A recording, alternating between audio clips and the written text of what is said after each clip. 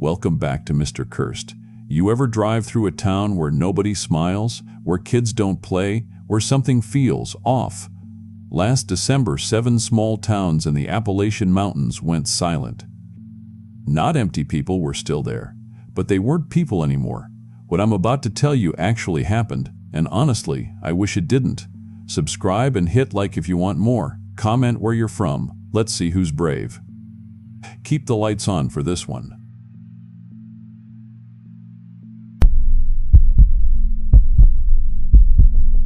My name's Maria Gonzalez, and I'm 31 years old. I work for the Postal Service back in Roanoke, Virginia. Been doing mail routes for about 8 years now. It's honest work, keeps me moving, and the pay's decent enough to support my 2 kids since my divorce went through last spring. I've always been the practical type, you know? The kind of person who double-checks the locks at night and keeps a first aid kit in my car. My ex-husband used to joke that I could spot trouble from a mile away, which is probably why our marriage lasted as long as it did. But nothing, and I mean nothing, could have prepared me for what started happening in early December 2019. It began with dreams, not the normal kind where you wake up and forget them by breakfast, but the vivid, stick-with-you-all-day type that feel more real than being awake. In these dreams, I was standing in the middle of a small town I'd never seen before, watching people I didn't know go about their Christmas preparations. There was a main street lined with old brick buildings, a little church with a white steeple, and mountains rising up all around like protective walls. The town felt peaceful, safe even, the kind of place where everybody knows everybody and strangers get invited to dinner. But then the dreams would shift. Same town, same people, but now it was December 23rd, and something terrible was happening. I'd watch helplessly as this thing moved through the streets. I can't even properly describe what it was. Sometimes it looked like shadow, sometimes like a person, but always wrong in ways that made my skin crawl. And everywhere it went, people died. Not just died, they were slaughtered, torn apart like they were nothing more than paper dolls. The worst part was how clear everything was. I knew exactly who would die first, Mrs. Henderson, the elderly woman who ran the flower shop. I knew she'd be arranging poinsettias in her front window when it found her. I knew about the young father who'd be carrying Christmas presents to his car, about the teenage girl who'd be walking her dog, about the sheriff who'd try to fight back with his service weapon. I saw it all, over and over, night after night. After about a week of these dreams, I started writing everything down. Times, names, descriptions of the people and places. I figured maybe if I documented it all, I could convince myself it was just my imagination running wild. But the details never changed. Every dream showed me the exact same events, the exact same deaths, the exact same timeline. December 23rd, starting at 6:47 p.m., ending just after midnight with most of the town's population dead. Then I saw the welcome sign. Willowbrook, Virginia, population 847, founded 1889. I looked it up online and my blood went cold. It was a real place. About 4 hours east of Roanoke, tucked away in a valley near the Blue Ridge Mountains. The population matched. The layout of Main Street matched. Even the church looked exactly like what I'd seen in my dreams. I tried to tell myself it was just a coincidence. Maybe I'd driven through Willowbrook years ago and forgotten about it, and my subconscious was just recycling old memories into nightmares. But when I dug deeper into the town's history and current residents, I found pictures on the Willowbrook Chamber of Commerce website. Mrs. Emily Henderson, flower shop owner. Sheriff Tom Bradley, married, 2 kids. Mayor Linda Foster, local real estate agent turned politician. Dr. James Mitchell, the town's only physician. Every single person I'd seen die in my dreams was real, living their lives in that little mountain town, completely unaware that something was coming for them. The dreams kept getting more detailed. I learned the layout of every building, the names of streets I'd never walked down, the faces of children who played in the town park. I knew that the Baptist church held evening services on Wednesdays, that the diner served the best apple pie in 3 counties, that teenagers liked to hang out behind the old mill on Friday nights. I was becoming an expert on a place I'd never been, filled with people I'd never met, all of whom were going to die in 11 days. That's when I made the decision that would change everything. I called in sick to work. told my supervisor I had a family emergency, and started driving toward Willowbrook. I had no plan beyond getting there and somehow convincing everyone to leave town on December 23rd. Looking back now, I realize how crazy that must have sounded. A complete stranger showing up and telling everyone they were going to die based on dreams, but I had to try. The alternative was letting 800+ people get slaughtered because I was too afraid to look foolish. I arrived in Willowbrook on December 12th, exactly as the late afternoon sun was painting the mountains golden. The town looked like a postcard, all decorated for Christmas with garlands strung between the lampposts and wreaths on every door. I parked my Honda in front of Henderson's Flowers and just sat there for a moment, staring at the woman I'd watched die 100 times in my sleep. She was real, arranging flowers just like in my dreams, humming some Christmas song I couldn't quite hear through the glass. I walked into the flower shop and Mrs. Henderson looked up with the kind of genuine smile you only get in small towns. "Well, hello there, honey. You're not from around here, are you?" "No, ma'am," I said, suddenly aware of how insane I was about to sound. "My name's Maria Gonzalez, and I'm here because, well, this is going to sound crazy, but I think your town is in danger." Her smile faltered just a little. "What kind of danger, dear?" I took a deep breath. "Something terrible is going to happen here on December 23rd. A lot of people are going to die unless everyone leaves town that day." Mrs. Henderson set down her scissors and really looked at me for the first time. I could see her taking in my Postal Service uniform, my Virginia accent, the bags under my eyes from weeks of nightmares. "And how exactly do you know this?" "I've been having dreams," I said, and immediately regretted how weak that sounded. "But they're not normal dreams. They're detailed, specific. I know things about this town I shouldn't know. I know you close the shop at 6 p.m. on weekdays and that you've got a tabby cat named Mittens who likes to sleep in the front window." Her face went pale. Mittens was, at that exact moment, curled up on a cushion behind the register. "I know Sheriff Bradley drives a 2015 Ford Explorer and that he's got a scar on his left hand from a fishing accident when he was 12, I continued. "I know Mayor Foster has been trying to get the state to fund a new water treatment plant for 3 years. I know Dr. Mitchell's office is above the pharmacy, and he's been treating old Mr. Peterson for diabetes." Mrs. Henderson backed away from the counter. "How do you know all that?" "Because I've seen this town in my dreams every night for 2 weeks. And in every dream, everyone dies on December 23rd unless they're somewhere else." She asked me to leave, politely but firmly.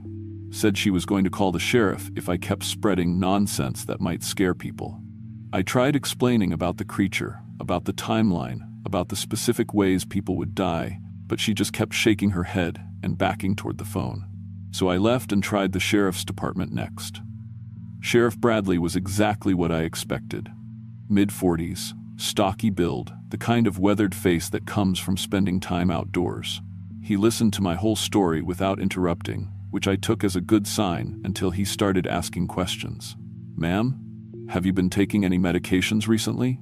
Any history of mental illness in your family? When's the last time you saw a doctor?" I tried to prove my legitimacy by predicting small things. Told him his dispatcher would get a call about Mrs. Kowalski's cat being stuck in a tree at 4:23 p.m. Told him the high school principal would call about vandalism in the parking lot before 5 p.m. Both calls came in exactly when I said they would, but Sheriff Bradley just chalked it up to coincidence. "Look, Miss Gonzalez," he said, "I appreciate your concern, but I can't evacuate an entire town based on dreams. Even if some of your predictions have been accurate, that doesn't mean anything supernatural is going to happen." I spent the next 3 days trying different approaches. I talked to Mayor Foster, explaining the economic benefits of having everyone take a little Christmas vacation. She seemed interested until I mentioned the dreams, then suddenly remembered an urgent meeting she had to attend. I tried Dr. Mitchell, thinking a medical professional might be more open to unusual phenomena. He offered to prescribe me something for anxiety and suggested I might benefit from speaking with a psychiatrist. Each rejection made me more desperate. I started approaching random people on the street, describing their homes, their families, their personal histories that I had no business knowing. Some got scared and called the police. Others just thought I was some kind of con artist running an elaborate scam. A few listened long enough for me to describe their deaths in detail, which usually sent them running. By December 15th, The word had spread around town about the crazy lady with the prophecies. People crossed the street to avoid me. The diner wouldn't serve me. Mrs. Henderson had banned me from her shop, and Sheriff Bradley had strongly suggested I might be happier somewhere else. But I couldn't leave. Every night, the dreams got more vivid. I could smell the winter air, feel the crunch of snow under my feet, hear the Christmas carols playing from the speakers mounted on the lampposts. And every night, I watched the same massacre unfold. The creature, whatever it was, moved through town like it was following a predetermined route. It would start at the church during evening service, then work its way down Main Street, then spread out into the residential areas. By midnight, Willowbrook would be a ghost town. The strangest part was how the creature seemed to know everyone. It didn't hunt randomly. It sought out specific people, called them by name before killing them. In my dreams, I heard it speaking in voices of people who died years ago, residents of Willowbrook who'd passed away but somehow never left. On December 18th, I tried a different strategy. Instead of warning about the creature directly, I started making anonymous calls about gas leaks, electrical fires, anything that might get people to evacuate their homes on the 23rd. I called the school district, claiming there was asbestos in the building. I called the water department, saying I'd spotted contamination in the reservoir. Every call was investigated and dismissed. But at least people were starting to take my warnings seriously enough to check them out. Sheriff Bradley pulled me over that afternoon. "Ma'am, making false emergency reports is a felony. I'm trying to be understanding here, but you're forcing my hand. 5 days," I told him. "That's all you've got left. 5 days. And then you're going to watch everyone you care about die because you wouldn't listen to a woman with dreams." Something in my voice must have gotten to him because he didn't arrest me. Instead, he asked me to meet him at the diner after his shift. We sat in a corner booth while I laid out everything I knew about December 23rd. Every detail, every timeline, every death in the order they would happen. "Let's say, hypothetically, that I believe you," he said finally. "What exactly am I supposed to do? I can't force people to leave their homes because a stranger had bad dreams." "You could try," I said. "You could at least warn them. Tell them there's been a credible threat. Make something up if you have to." He promised to think about it, but I could tell he was just humoring me. The next day, I overheard him talking to Mayor Foster about having me committed for psychiatric evaluation. That's when Dr. Mitchell got involved. He'd been asked to assess my mental state for the county, determine whether I posed a threat to myself or others. We met in his office above the pharmacy on December 20th, 3 days before the massacre. "Maria," he said, using my first name for the first time, "I've reviewed your background. You're a single mother, steady employment, no history of mental illness or substance abuse. Your ex-husband describes you as annoyingly practical and the most level-headed person I know. Your supervisor at the Postal Service says you've never missed work except for family emergencies, and you're being considered for a promotion. None of this fits the profile of someone experiencing a psychotic break. So you believe me? I believe you're not crazy," he said carefully. "That doesn't mean I believe in prophetic dreams. But you've demonstrated knowledge about this town and its residents that's impossible to explain. Either you're running an extremely elaborate con for reasons I can't fathom, or something genuinely unusual is happening here." Dr. Mitchell turned out to be my only ally. He couldn't officially endorse my warnings. His medical license depended on staying within the bounds of rational explanation, but he quietly suggested to several families that they might want to visit relatives out of town for Christmas. A few listened, most didn't. December 22nd was the longest day of my life. I spent it walking through town, memorizing faces, trying to burn every detail into my memory so I could prove what happened afterward. If there was an afterward. The dreams had never shown me surviving. I was just an observer, watching from some impossible perspective as the creature did its work. That evening, I positioned myself across from the Baptist church. Service started at 7 p.m., just like always, and through the windows I could see families gathering for their Sunday evening worship. Mrs. Henderson was there with her sister from Richmond. The Bradley family had taken their usual spot in the third pew. Dr. Mitchell sat near the back, which struck me as odd since he'd never attended church in any of my dreams. At 6:47 p.m., exactly as I'd seen 100 times before, the temperature dropped. Not gradually, all at once, like someone had opened a door to winter in the middle of winter. My breath started fogging, even though it had been relatively mild for December. Streetlights flickered. Dogs started barking throughout the town. Then I saw it. The creature emerged from the old cemetery behind the church, moving like shadow made solid. In my dreams, I'd never been able to see it clearly, but now, watching with my own eyes, I could make out impossible details. It was tall, maybe 8 feet, and seemed to be wearing clothes from different time periods all layered together. A Civil War-era coat over a 1,950 seconds dress over what looked like a colonial shirt. As it got closer, I realized these weren't clothes at all, but the actual garments of people who had died in Willowbrook over the past century and a half. The thing's face was the worst part. It wasn't one face but dozens, shifting and changing like a deck of cards being shuffled. Old faces, young faces, familiar faces of people I'd seen in the town's historical records. All of them dead. All of them hungry. It walked straight to the church and pushed open the front doors. The singing inside stopped. Then the screaming started. I ran toward the building, but my feet felt like they were moving through molasses. The closer I got to the creature, the harder it became to move, like the air itself was fighting against me. Through the windows, I could see chaos inside. People trying to run, trying to hide, trying to fight something that couldn't be fought with human strength.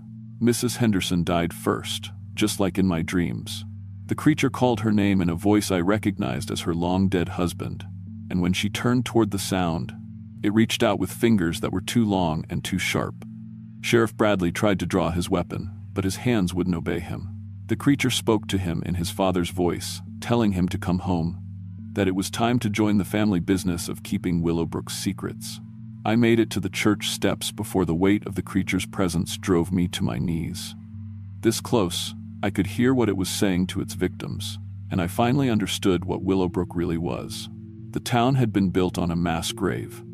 During the Civil War, Confederate soldiers had massacred a Native American settlement and buried the bodies in a ravine that later became the site of Willowbrook's foundation. Every building, every street, every happy memory was constructed on top of bones and broken promises. The creature wasn't some random evil. It was the accumulated rage and sorrow of people who'd been murdered and forgotten, feeding on the life force of those who'd built their happiness on top of stolen land. But it wasn't satisfied with just killing. It was collecting. Every person who died became part of it, added their voice to its chorus of the dead. That's why it could call people by name, why it knew their histories and their fears. It was becoming Willowbrook, absorbing the entire town into itself, so that no one would ever forget what had happened here. The massacre lasted 3 hours. I couldn't move, couldn't help, couldn't even look away. I was forced to witness every death exactly as I'd seen them in my dreams. The only difference was that now I knew why I'd been shown these visions. I wasn't meant to prevent the disaster.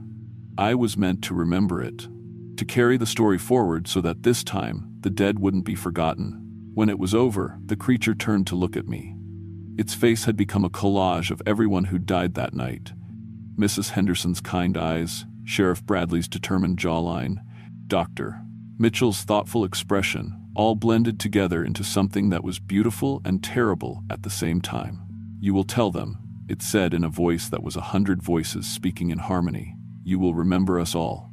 Then it walked back toward the cemetery, leaving me alone in a town full of bodies. I called 911 from Sheriff Bradley's radio, but it took hours for help to arrive. Willowbrook was isolated enough that news of the massacre didn't spread immediately, and when it did, authorities couldn't explain what had happened. The official report blamed it on a gas leak that caused mass hallucinations leading to a stampede. The few survivors, mostly people who'd been out of town that night, were quietly relocated and encouraged not to speak about what they'd witnessed. I tried telling my story to journalists, investigators, anyone who would listen. They all wanted to know how I'd known the massacre was coming, why I'd been in Willowbrook in the first place, why I was the only person in town who'd survived without a scratch. The more I explained about the dreams, the less credible I became. Eventually, I stopped trying to convince people. I went back to my job at the Postal Service, back to raising my kids, back to my normal life. But the dreams never stopped. Now they show me other places, other disasters, other towns built on forgotten graves. I've learned to recognize the signs, the historical patterns, the way certain places seem to echo with old pain. I've prevented 3 massacres since Willowbrook, though nobody knows it. Anonymous tips, carefully planned evacuations, false emergencies that clear buildings just before something terrible happens. It's not much, but it's something. Sometimes I wonder if this is my punishment for surviving when everyone else died, or if it's my purpose. Maybe there's no difference. All I know is that I've got dreams scheduled for the next 40 years, and each one shows me people who are going to die unless someone believes a woman with impossible knowledge and enough determination to look crazy in service of keeping others alive. The hardest part isn't the skepticism or the fear people show when I try to warn them. It's the weight of carrying all these stories, all these deaths, all these places that exist in the space between history and horror. Every night, I dream of people who are already dead. And every day, I try to save people who don't know they're about to die. It's not much of a life, but it's the one I've got. And somewhere out there, in towns built on graves I haven't dreamed of yet, people are sleeping peacefully because they don't know what's coming for them. I envy them that peace. But I wouldn't trade my burden for it, because somebody has to remember the dead, somebody has to carry their stories forward, somebody has to make sure that this time they won't be forgotten. Even if that somebody is just a postal worker from Roanoke who learned too late that some places never let go of their pain.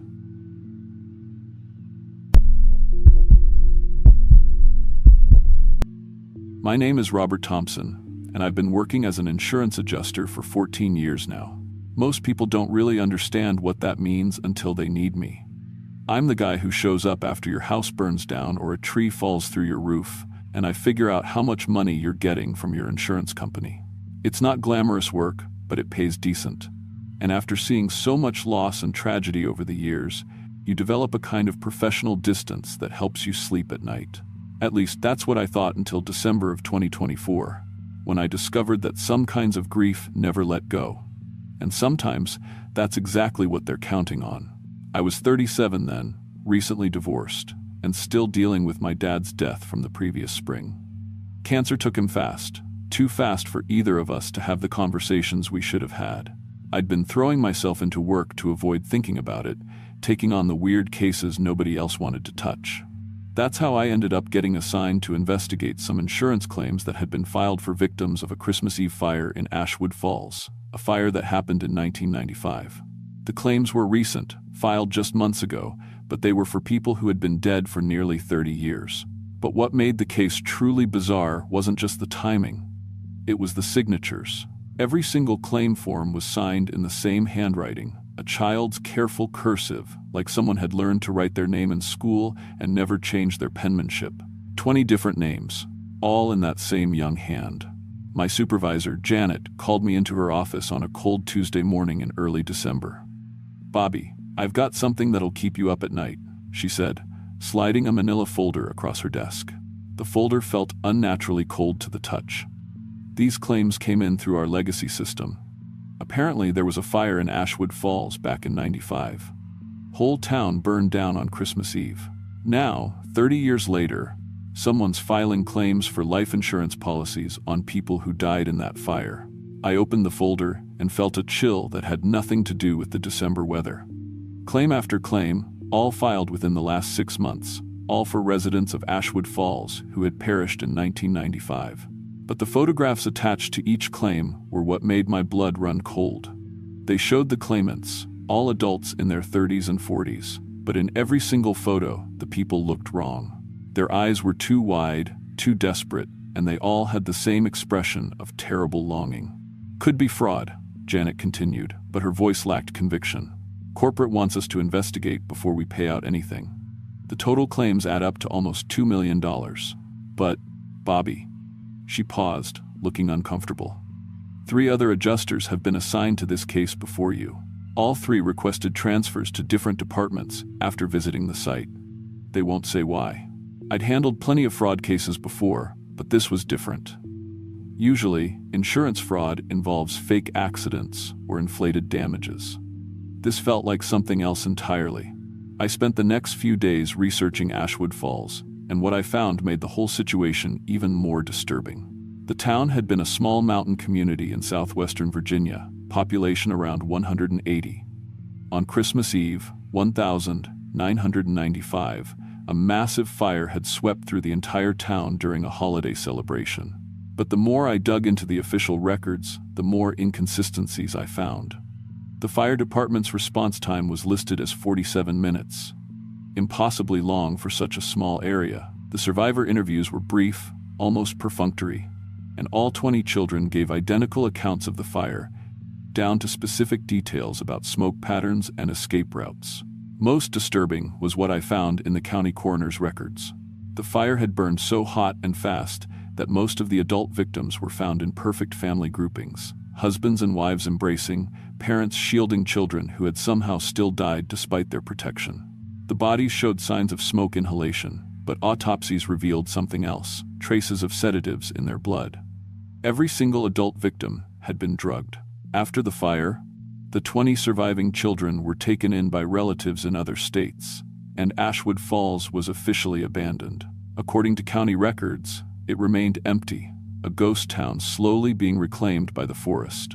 But there was one detail that stuck with me. Every December, for the past 29 years, park rangers reported seeing lights in the valley where Ashwood Falls had stood. When investigated, they found nothing but charred foundations and ash. I decided I needed to visit the site myself, despite the warnings from my predecessors. It was a 4-hour drive from Richmond up into the mountains. The deeper I got into Appalachian country, the more isolated I felt. Cell towers were sparse, GPS signals became unreliable, and the roads seemed to twist in ways that didn't match my maps. I reached the turnoff for Ashwood Falls, just as the sun was starting to set on December 15th. According to my research, the town should have been about 2 miles up a gravel road that branched off from the main highway. The road sign was old and weathered, with something carved below the town name that I couldn't quite make out in the fading light. As I drove up that gravel road, my car radio began picking up a signal. Children's voices singing Christmas carols. The music was faint but persistent, and no matter how I adjusted the tuning, I couldn't find a clear station. The singing had an eerie quality, like it was coming from very far away or very long ago. When I crested the hill and looked down into the valley where Ashwood Falls had once stood, I had to pull over and just stare.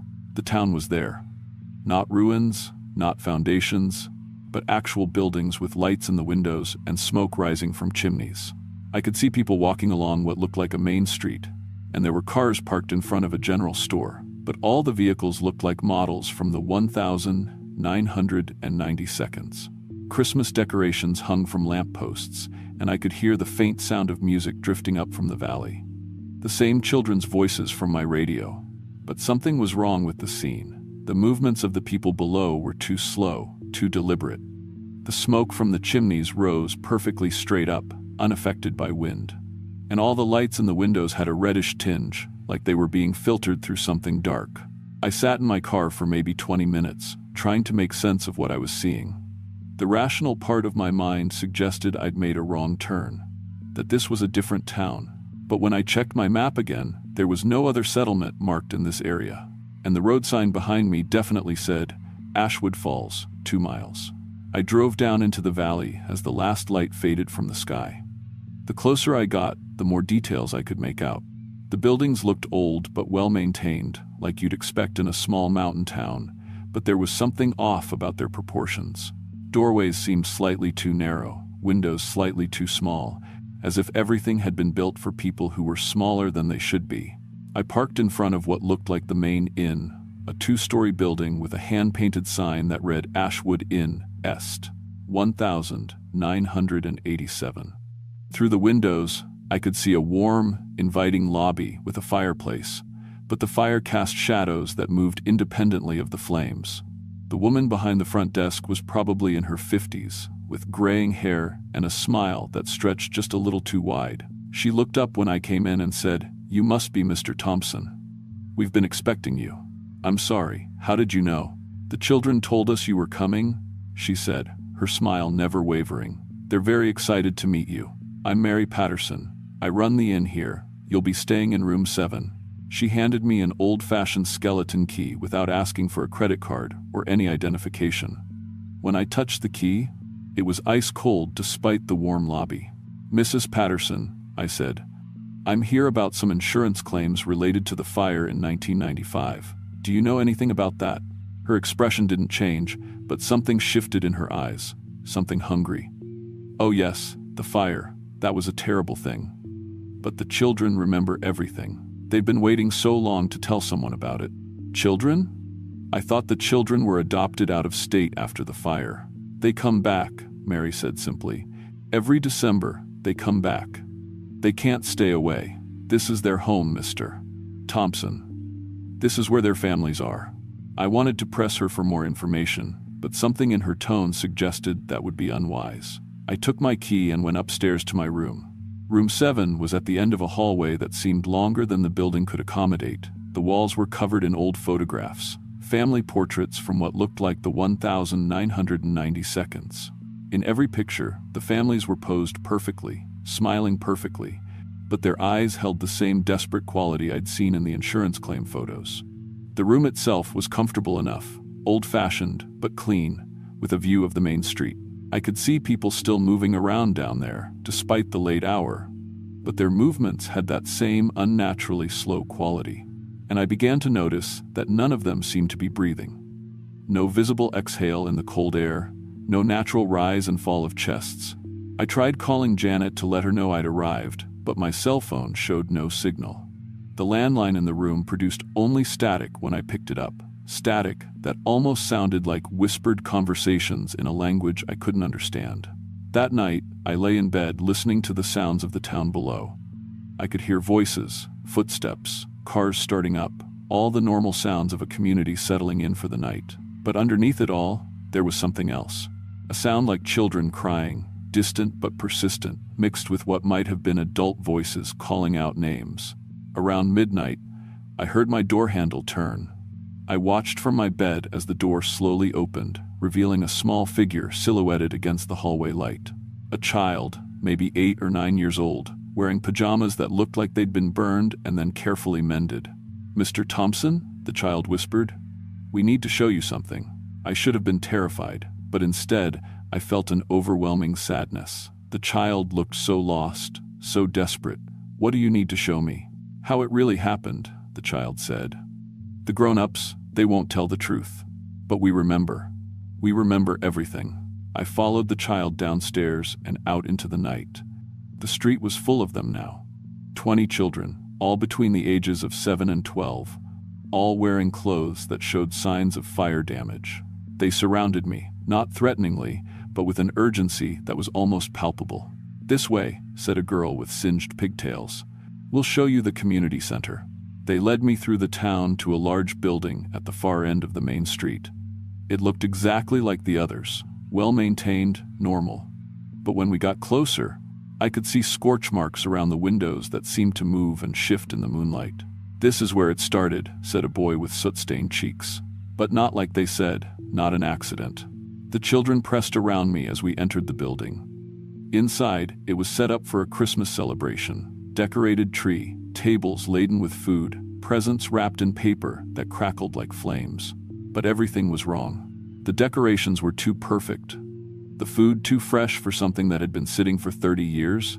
The presents wrapped in patterns that hurt to look at directly. "They made us watch," whispered the girl with pigtails.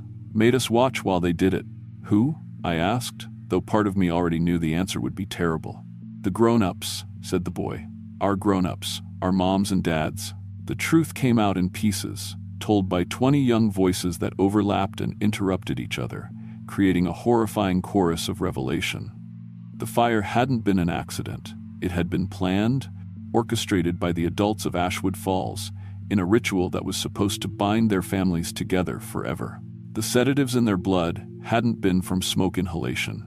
They'd been administered deliberately to make the transition easier.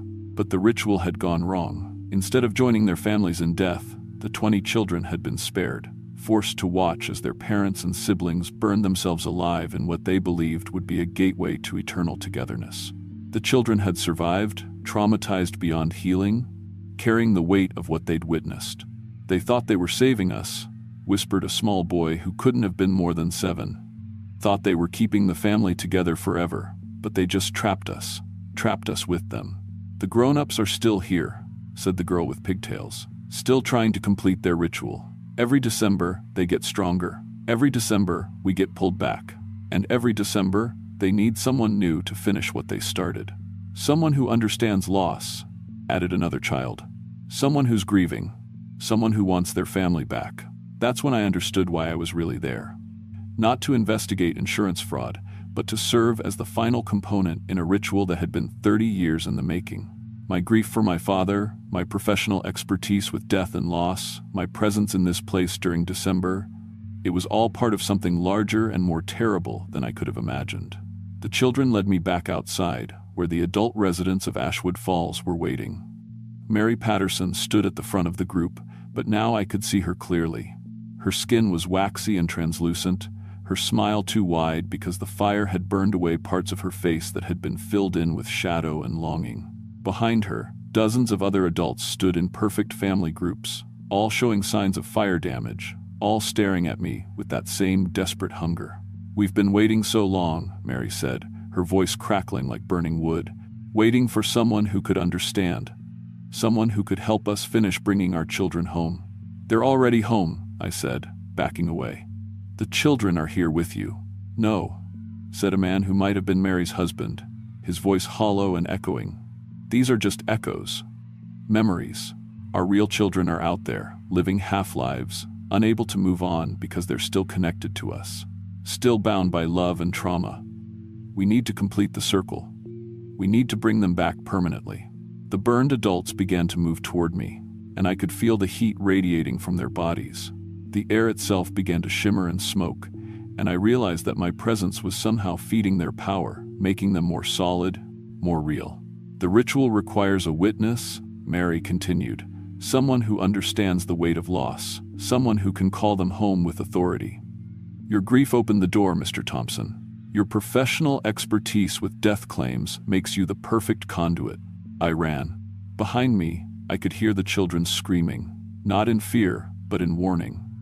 "Don't let them finish it," they cried. "Don't let them bring us back permanently. We'll never be free."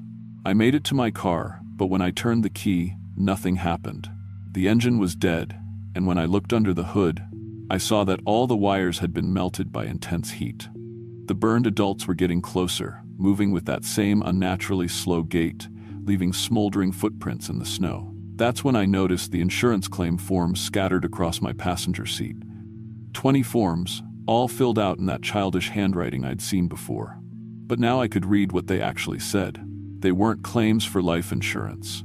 They were requests for termination of coverage. Each form was a desperate plea from one of the surviving children, begging to be released from policies that had been keeping them bound to this place. The children had been trying to use the insurance system to break the ritual. They'd been filing claims not to collect money, but to officially declare the policies null and void, to sever the financial and legal ties that were keeping them connected to their dead families. I grabbed the forms and ran toward the community center. If the children were right, if the ritual required an authority figure to complete it, then maybe I could use that authority to break it instead. The burned adults followed me, moving faster now, their bodies beginning to glow like embers. The air around them shimmered with heat waves, and I could smell burning flesh and melting plastic. Inside the community center, I found what I was looking for. An old desk with official town letterhead and a notary seal. My hands shaking, I began stamping the claim forms, officially approving each request for policy termination. With each stamp, one of the ghostly children flickered and became more solid, more real. "What are you doing?" Mary's voice was right behind me, filled with rage and desperation. "My job," I said, continuing to stamp the forms. "Processing claims. Releasing people from policies they no longer need." The burned adults rushed toward me, but with each form I completed, their power seemed to diminish. The children were becoming stronger, more present, while their dead families grew fainter and more translucent. I finished the last form just as Mary's burning hands reached for me. There was a sound like a massive sigh, and suddenly the adults were gone. Not disappeared, transformed. They became what they should have been all along, smoke and ash and memory, finally able to rest. But the children remained. 20 young faces, no longer showing signs of fire damage, looking at me with expressions of profound relief. "Thank you," said the girl with pigtails, who now looked like any normal 8-year-old. "We can go home now. Our real homes." "What about your families?" I asked. "They're at peace now," said the small boy. "They can't hurt us anymore, can't hold on to us anymore. The ritual is broken." One by one, the children began to fade, not into nothing, but into something else, something that looked like peace. They were returning to their adult lives, finally free from the trauma that had been keeping them bound to this place. The last to go was the girl with pigtails. "Mr. Thompson," she said, "your father isn't here. He never was. That thing you might see, that thing that might try to talk to you, that's not him. That's just your grief trying to trap you, the same way theirs trapped us. Don't let it." And then she was gone, and I was alone in the community center of a town that was rapidly becoming nothing but charred ruins and foundations. I walked back to where my car had been parked, but found only the twisted metal frame of a vehicle that had been destroyed by fire years ago. The road I'd driven in on was overgrown with weeds and barely passable. The insurance claim forms in my hand had become ash. I had to walk 12 miles through mountain wilderness to reach the main highway, where I finally got cell service and called for help. When the state police came to pick me up, they were skeptical of my story about visiting Ashwood Falls. According to their records, the access road had been closed for over 20 years due to unstable ground conditions. But they did find something interesting when they investigated. In a safety deposit box at a bank in Richmond, they discovered 20 sealed envelopes that had been placed there just days after the 1995 fire. Each envelope contained a life insurance policy that had never been claimed, along with a handwritten note in a child's careful cursive, "Please don't make us come back." The bank records showed that the safety deposit box had been paid for by an anonymous trust fund that had finally run out of money in November 2024. That's when the policies had automatically been submitted to the insurance company's system, triggering the claims that brought me to Ashwood Falls. I never did find out what happened to the 20 survivors after that night. The addresses on their original adoption records were all outdated, and attempts to track them down through social services hit dead ends. But sometimes I get letters, not mailed to my office, but left on my car windshield or slipped under my apartment door. The letters are always the same. "Thank you for letting us go home. Thank you for setting us free. I still work as an insurance adjuster, but I specialize now in cases involving traumatic loss. I've learned to recognize the signs of grief that's turned toxic, love that's become a prison. And I've learned that sometimes the most important claims to approve are the ones that release people from obligations they should never have had to bear." I never saw my father during my time in Ashwood Falls, despite what the children had warned me about. But for months afterward, I would sometimes hear his voice calling my name when I was alone, not comforting words, but desperate pleas for me to come back, to return to that place where grief could become eternal. I learned to ignore those calls, to understand them for what they were. Not love, but the hunger of loss that doesn't want to heal. Because that's what I learned in Ashwood Falls. Sometimes love becomes so twisted by trauma and desperation that it stops being love at all. It becomes something else, something that feeds on pain and grows stronger with each person it consumes. The real horror wasn't the burned adults or the ghostly children or the town that shouldn't exist.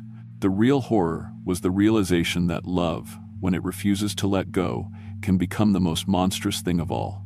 And sometimes, late at night, when the wind sounds like distant voices, I still hear them calling, not just my father, but all the others. Every person I've ever lost, every family member whose claim I've processed, every soul that grief has tried to chain to this world. They're calling my name, promising reunion, offering the same terrible bargain that trapped the families of Ashwood Falls. The difference is, now I know better than to answer. But the calls are getting stronger, and someday, I'm afraid I might not be strong enough to resist. After all, we all have to go home eventually.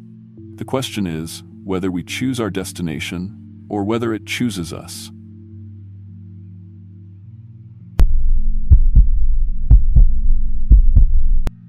My name's Sarah Mitchell, and I've been driving delivery routes for UPS for almost 8 years now. Started right after my divorce, when I needed something steady that would let me support my daughter Emma and help out my folks back in Asheville. The job's not glamorous, but it pays decent, and I've always been good with directions and dealing with people. Most days I work the suburban routes around town, subdivisions where the biggest challenge is finding house numbers or avoiding someone's overly friendly golden retriever. But that December, everything changed when I got assigned to cover the mountain routes for a driver who'd called out sick. I should have known something was off when my supervisor Jake handed me the route sheet for Hollowbrook. He kept avoiding eye contact, mumbling something about just get in and get out, and how the regular driver, Mike, had been acting strange lately before he went out on medical leave. The route covered this tiny mountain community about 2 hours northeast of Asheville, population maybe 400 people, according to the outdated map in my truck. Jake mentioned the cell service was spotty up there, and that if I ran into any trouble, there was supposedly a landline at the town clerk's office. He also warned me about the weather. There was a big storm system moving in, and if I didn't finish the deliveries by Christmas Eve, those people might not see their packages until after New Year's. The drive up there was beautiful, in that lonely way the Appalachian mountains can be in winter. Winding 2-lane roads carved into hillsides, bare trees creating these intricate patterns against the gray December sky. I'd driven plenty of rural routes before, but nothing quite this remote. The farther I got from the main highway, the fewer houses I saw, until eventually it was just forest on both sides of the road for miles at a stretch. When I finally reached the turnoff for Hollowbrook, there wasn't even a proper sign. Just a weathered piece of wood with the town name carved into it, hanging crooked from a rusted post. The town itself sat in a narrow valley between 2 ridges, maybe 20 or 30 buildings clustered around a single main street that dead-ended at what looked like an old lumber mill. Most of the houses were small and run down, the kind of place where people made do with what they had and didn't ask for much from the outside world. I parked at what I assumed was the town hall, a brick building that looked like it had been built sometime in the 1942, and went inside to introduce myself. The woman behind the desk was probably in her 60s, thin as a rail with graying hair pulled back tight. She looked up when I walked in, and for just a second, I could have sworn her eyes lit up in a way that didn't match her reserved mountain politeness. She introduced herself as Carol Hensley, the town clerk, and seemed almost too eager to help me figure out the delivery addresses. She insisted on walking me through the route personally, pointing out shortcuts and warning me about which roads might ice over if the temperature dropped. The only thing that struck me as odd was when she mentioned, almost as an afterthought, that I should try to finish up before dark and stick to the main roads. That first day went smoothly enough. The people in Hollowbrook were friendly in that careful way rural folks can be with outsiders. Polite but reserved, watching to see what kind of person you were before deciding whether to trust you. Almost everyone invited me in for coffee or to warm up, which was nice given how cold it was getting. What struck me as unusual was how many packages they were getting. For such a small, isolated community, there were an awful lot of deliveries. Heavy boxes that clinked when I moved them, most shipped overnight or express from places like Richmond and Charlotte. When I mentioned it to one of the recipients, an elderly man named Earl who lived in a cabin near the edge of town, he just smiled and said they tried to stock up for winter. I noticed other small things too. Every house I visited smelled like cooking meat. Not unusual for dinner time, except it was the middle of the afternoon. Several people had unusually sharp-looking teeth, which I figured was just poor dental care in a place this remote. And I didn't see any pets, livestock, or even wild animals, which seemed strange for such a rural area. When I mentioned it to Carol at the end of the day, she said something about how the harsh winters had driven most of the animals deeper into the mountains. The second day started the same way, but I began paying closer attention to things that had seemed innocent the day before. The packages I was delivering all had a similar smell, metallic and sweet, like raw meat that had been sitting out too long. When I picked up one box that had torn slightly during shipping, I could see what looked like vacuum-sealed plastic inside, dark red contents that I tried not to think too hard about. I told myself it was probably venison or other game meat, shipped in from hunting relatives or something. Mountain people were known for their hunting and self-sufficiency. But then I started noticing the return addresses. A surprising number of packages were coming from funeral homes, medical facilities, and what appeared to be morgues in various cities across the southeast. That seemed like a strange coincidence, but I couldn't think of any reasonable explanation that made sense. When I asked Earl about it, while delivering another heavy, cold package to his place, his expression went blank for just a moment before he smiled again and invited me in for lunch. His kitchen was warm and welcoming, with something savory simmering on the stove that smelled incredible. I was hungry, and the food looked good, some kind of stew with chunks of tender meat and rich broth. Earl was an excellent cook, and we had a pleasant conversation about the weather and how the town had changed over the years. It was only when I was getting ready to leave that I realized I hadn't seen him eat any vegetables or bread with the meal, just meat and broth. When I mentioned it, he said his doctor had put him on a special diet. That afternoon, I made a disturbing discovery while delivering a package to a house on the outskirts of town. I'd walked around back to find the homeowner when I noticed a pile of bones behind the house, partially hidden by a tarp. At first glance, they looked like typical animal bones, the kind you'd expect to find around any rural home where people butchered their own meat. But something about the size and shape bothered me. Some of those bones looked too long, too straight to be from deer or livestock, and mixed in with them were what appeared to be pieces of clothing and personal items, a wristwatch, a wallet, things that definitely didn't belong with animal remains.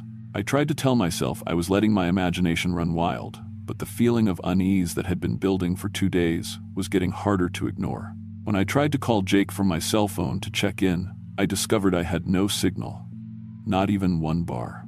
I drove to the town hall to use the landline Carol had mentioned, but she informed me apologetically that the phone system had gone down that morning. Some problem with the lines further down the mountain. That evening, as I was loading up my truck for the final day of deliveries, I noticed several people watching me from their windows and porches. Not in a friendly way, more like they were studying me, evaluating something. When I waved at a group of men standing near the old mill, they didn't wave back. They just kept staring until I drove away. I spent that night in my truck parked near the town hall, too uneasy to accept any of the offers of hospitality I'd received. The third day, December 23rd, was when everything fell apart. I arrived in town to find the atmosphere completely changed.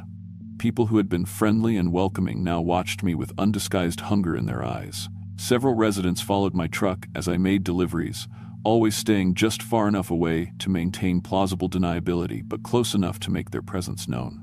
When I tried to start my truck after lunch, the engine wouldn't turn over. Earl appeared almost immediately, offering to take a look under the hood. He said it looked like someone had tampered with the fuel line, but not to worry, they'd have it fixed by morning. I didn't believe him for a second. The way he smiled when he said it, showing those sharp-filed teeth, made my skin crawl. I thanked him politely and said I'd wait in the truck, but he insisted I come stay at his place for the night. When I declined, he mentioned that the temperature was supposed to drop below freezing, and it wouldn't be safe to sleep in the vehicle. Other residents began gathering around, all offering their hospitality with the same predatory gleam in their eyes. That's when I noticed the bones weren't just behind Earl's house. Every property I looked at carefully had similar piles of remains, all partially hidden but visible if you knew what to look for. And some of those bones were definitely human. I recognized a skull mixed in with what was supposed to be deer ribs behind the town hall. The packages I'd been delivering weren't game meat. They were human remains, shipped in from morgues and funeral homes by people who had been corrupted or coerced into providing bodies to this isolated community. I realized with growing horror that Hollowbrook wasn't just a remote mountain town that had turned to cannibalism out of desperation. This was an organized operation. They used their location and reputation as a dying mountain community to avoid outside attention while systematically obtaining human flesh through a network of corrupted funeral industry professionals. And delivery drivers like me weren't just bringing supplies, we were potential additions to their food supply. As the sun started setting, the temperature plummeted, and the first snowflakes began falling. The storm system Jake had warned me about was arriving ahead of schedule. I could see lights coming on in houses around town, and dark figures moving between buildings in what looked like coordinated patterns. They weren't even pretending to be normal anymore. Carol approached my truck with several other residents, all of them moving with a strange, predatory gait I hadn't noticed before. She tapped on my window and explained that they'd found the problem with my truck. It would need parts that wouldn't arrive until after Christmas. But not to worry, they'd take good care of me until then. The way she said take care of me made it clear she wasn't talking about hospitality. When I politely declined and said I'd called for a tow truck, she pointed out that the phone lines were still down and my cell phone wouldn't work in the mountains. I was trapped, and they wanted me to know it. I waited until full dark, then slipped out of my truck and made my way to the edge of town on foot. I'd noticed an old logging road that might connect to the main highway, and I figured my best chance was to hike out in the darkness while they assumed I was still sleeping in my vehicle. But I'd underestimated how well they knew their territory. Within an hour, I could hear them calling to each other through the woods, not shouting, but making these low, guttural sounds that barely sounded human. They were hunting me like a pack of wolves. The next several hours were the longest of my life. They seemed to know every deer path and hiding spot in those mountains, and they were patient in a way that suggested they'd done this before. Several times I thought I'd lost them, only to hear that awful calling sound from a direction I hadn't expected. They were herding me, trying to drive me back toward town or into some kind of trap.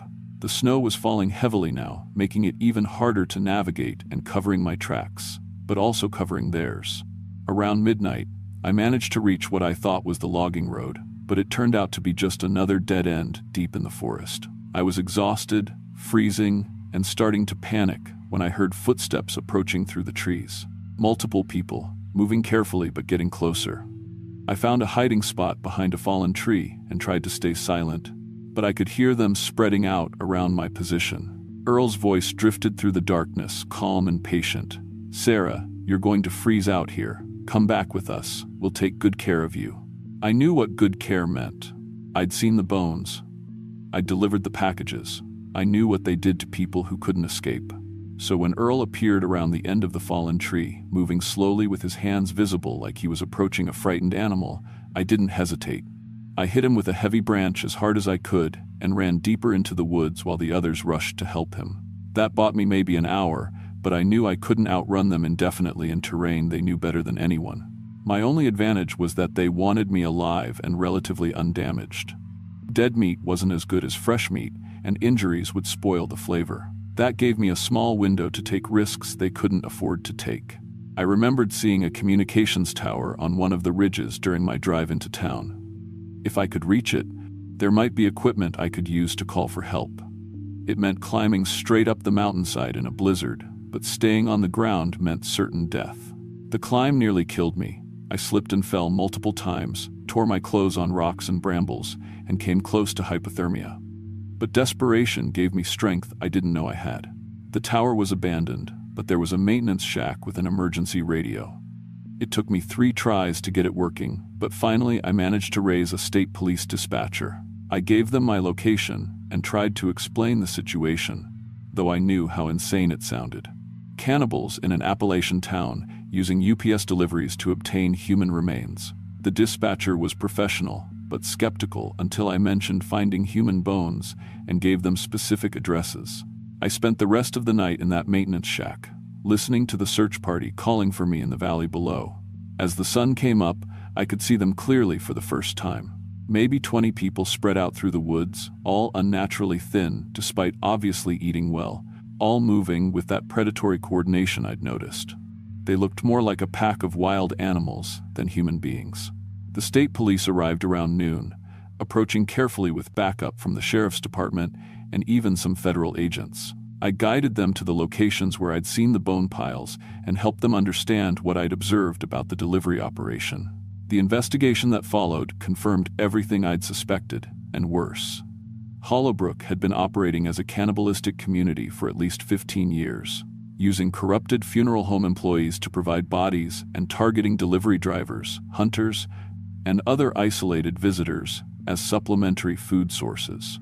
Most of the residents disappeared into the mountains before the authorities could arrest them, and the few who were caught claimed they'd been forced to participate out of fear. The federal investigation uncovered a network of funeral homes and morgues across multiple states that had been selling bodies to the community, but prosecuting everyone involved took years, and most of the sentences were lighter than they should have been. I quit UPS immediately and moved back closer to my family in Asheville. I still have nightmares about those 3 days, especially about Earl's patient voice calling to me through the snowfall. Emma knows something bad happened during my last delivery route, but I've never told her the details. Some things are too dark to pass on to your children. I work in an office now, doing data entry for an insurance company. The pay isn't as good, but I never have to deliver packages to remote locations or trust strangers who offer too much hospitality. Looking back, I still can't believe how close I came to ending up as meat in someone's freezer. The thing that bothers me most isn't even what they were doing. It's how normal they seemed at first. How easy it was to accept their hospitality and ignore the warning signs until it was almost too late. I think about Mike, the regular driver who'd been acting strange before he went on medical leave. I never found out what happened to him, and I'm not sure I want to know. These days, I stick to well-populated areas and always let someone know exactly where I'm going when I travel. I've become one of those people who researches small towns before visiting them, looking for any signs of the kind of isolation and desperation that can turn neighbors into predators. The mountains are still beautiful, but I don't trust them anymore.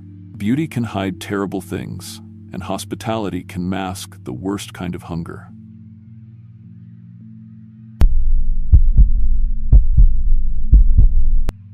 I'm Marcus Johnson, and I've been fixing heating and air conditioning systems for 15 years now. Started right out of high school when my dad's buddy got me an apprenticeship with a local HVAC company in Richmond. These days I run my own operation, mostly contract work, emergency calls, the kind of jobs that take you all over Virginia and sometimes beyond. It's honest work, and after my divorce 3 years ago, staying busy has been good for me. Keeps my mind off things, you know? Plus, the money's decent, especially during the winter months when everyone's furnace decides to quit at the worst possible time. That's exactly what happened in December of 2019. I was getting ready to take a few days off for Christmas when I got a call from a dispatcher I'd never worked with before. Said they had an emergency situation up in Millerville, some little town I'd never heard of, about 2 hours north of Richmond. Apparently their entire heating grid had failed right before a major cold snap was supposed to hit. 800 people, and not a single working furnace in the whole town. The pay was good, really good. Triple my usual emergency rate, plus they'd cover my hotel and meals. The dispatcher said they'd tried 3 other contractors already, but nobody could figure out what was wrong. All the systems were relatively new, installed within the past 5 years by different companies, but they were all failing in the same way. That should have been my first red flag right there. In 15 years of doing this work, I'd never heard of anything like that. But I needed the money, and honestly, I was curious.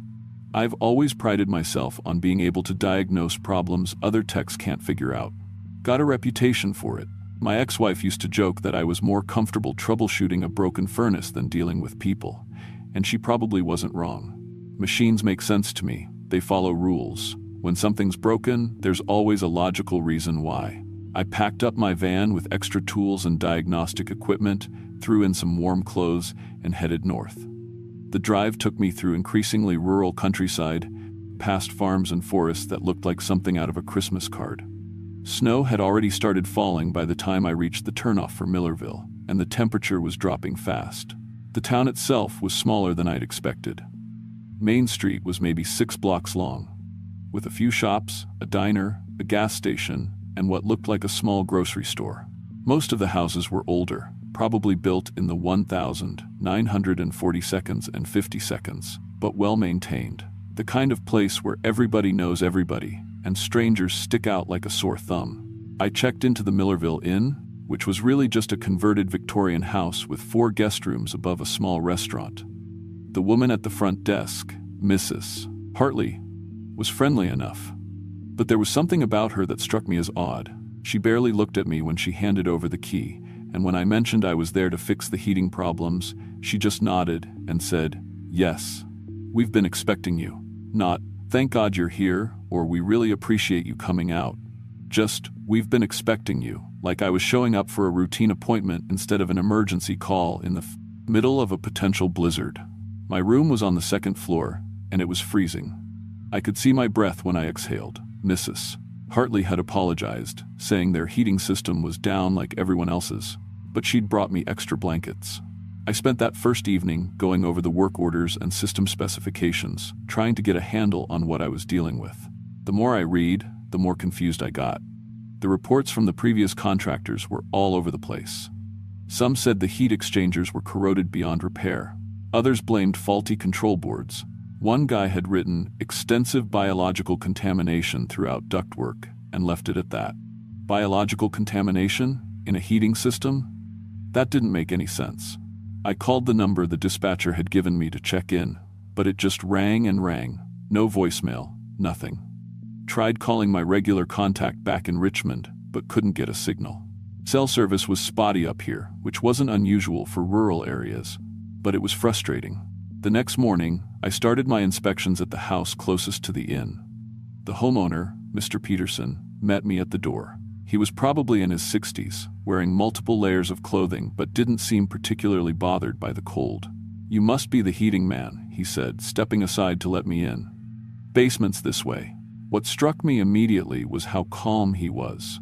His house was maybe 40 degrees inside, cold enough that I could see my breath, but he was acting like it was a minor inconvenience.